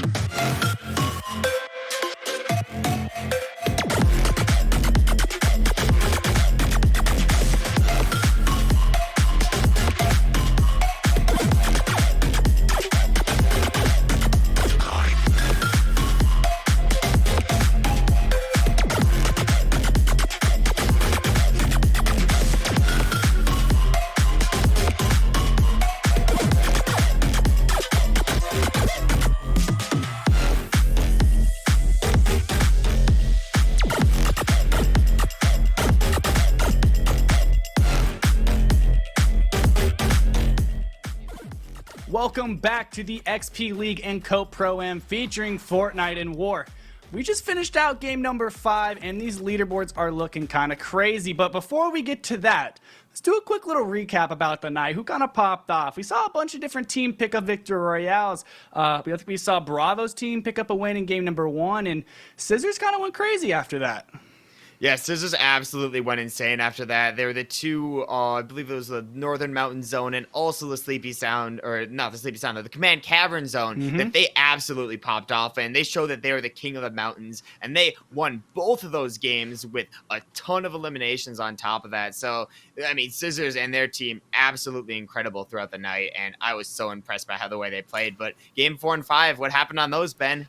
We saw game number 4. We saw Senta pick up that victory royale. Fantastic game from them. And then we also saw Bully's team pick up the win in game number 5. So, and that game number 5 was special, War. I felt that little tingle for that match. It was, I mean, we saw teams drop. And we were like, hold on a minute, wait, that was this. I mean, in the heat of the cast, we couldn't really point out everything. But if you were kind of watching the leaderboards a little bit, there's really no way to predict what was going to happen because things were really, really close.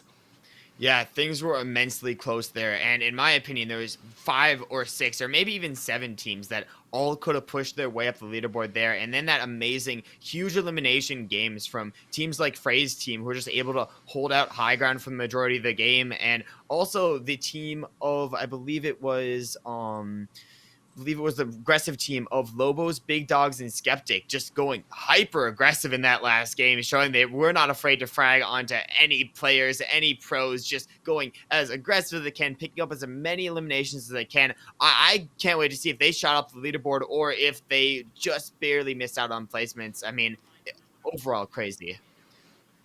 100% War. Tonight was absolutely ridiculous, and especially that last game. I mean, you could not see what was coming. But a quick reminder about tonight's prizing before we get to the leaderboard. We've got $2,500 up for grabs tonight, given to us by the Jennifer Vallela group.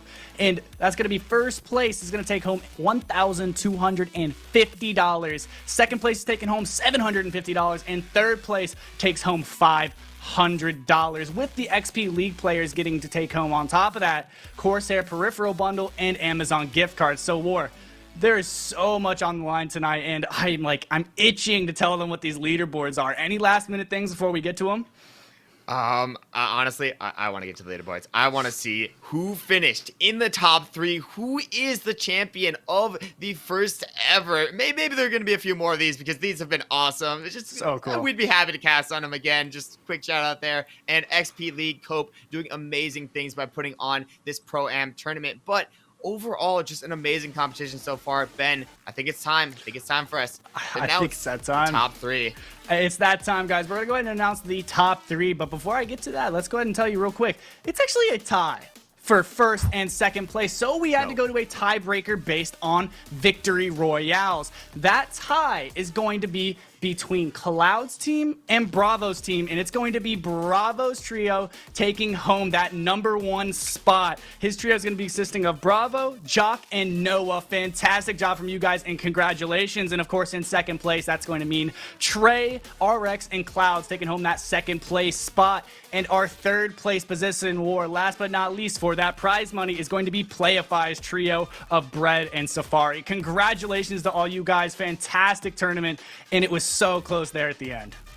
That was so close there. And one of the biggest shocks for me is how Scissor, despite the 2 victory royales, didn't make it into the top 3. I believe they actually finished 5 points outside, getting 4th place. So close. I mean, they're a trio that impressed me, and I'm not gonna lie, every trio impressed me tonight. The strategies that were coming out, they were bold, they were unique. There were some things that I didn't even expect, even as a caster who's done this show once or twice, and we know what we're doing. These players do not fail to impress. They do not fail to just up their standards over and over again. And XPL players, hey, keep doing what they're doing because you guys are amazing.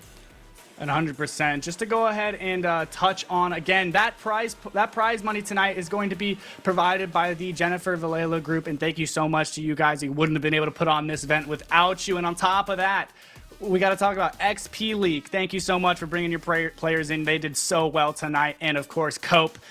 Thank you so much, guys. This event would not be possible without all of you. And we put on such a fantastic production. I mean, everyone behind the scenes, thank you so much for doing this. You guys did such a fantastic job. I mean, War, anything else you want to say?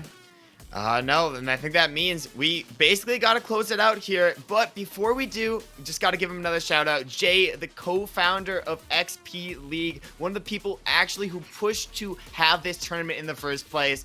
Happy birthday, man. I hope you are having an amazing day. I hope this day is special in your heart because it was awesome for us. It was awesome for the players. It was awesome for the pros, for the content creators. And I hope it was just as awesome for you because what you're doing for XP League was absolutely amazing. But I think it's about that time where we have to close out the night. So, Ben, I'll leave it to you here. 100%. Thank you so much, XP League and Cope, for having me and War on the broadcast tonight. Please don't be afraid to give us both a follow. We're going to be around the casting scene for a little while now. Quick little shout out to us, but thank you so much for this event, all the players and pros tonight. Thank you guys so much. We had a blast on the broadcast and can't wait to see you guys next time. I've been Ben K. This is War, and we'll see you on the Battle Bus.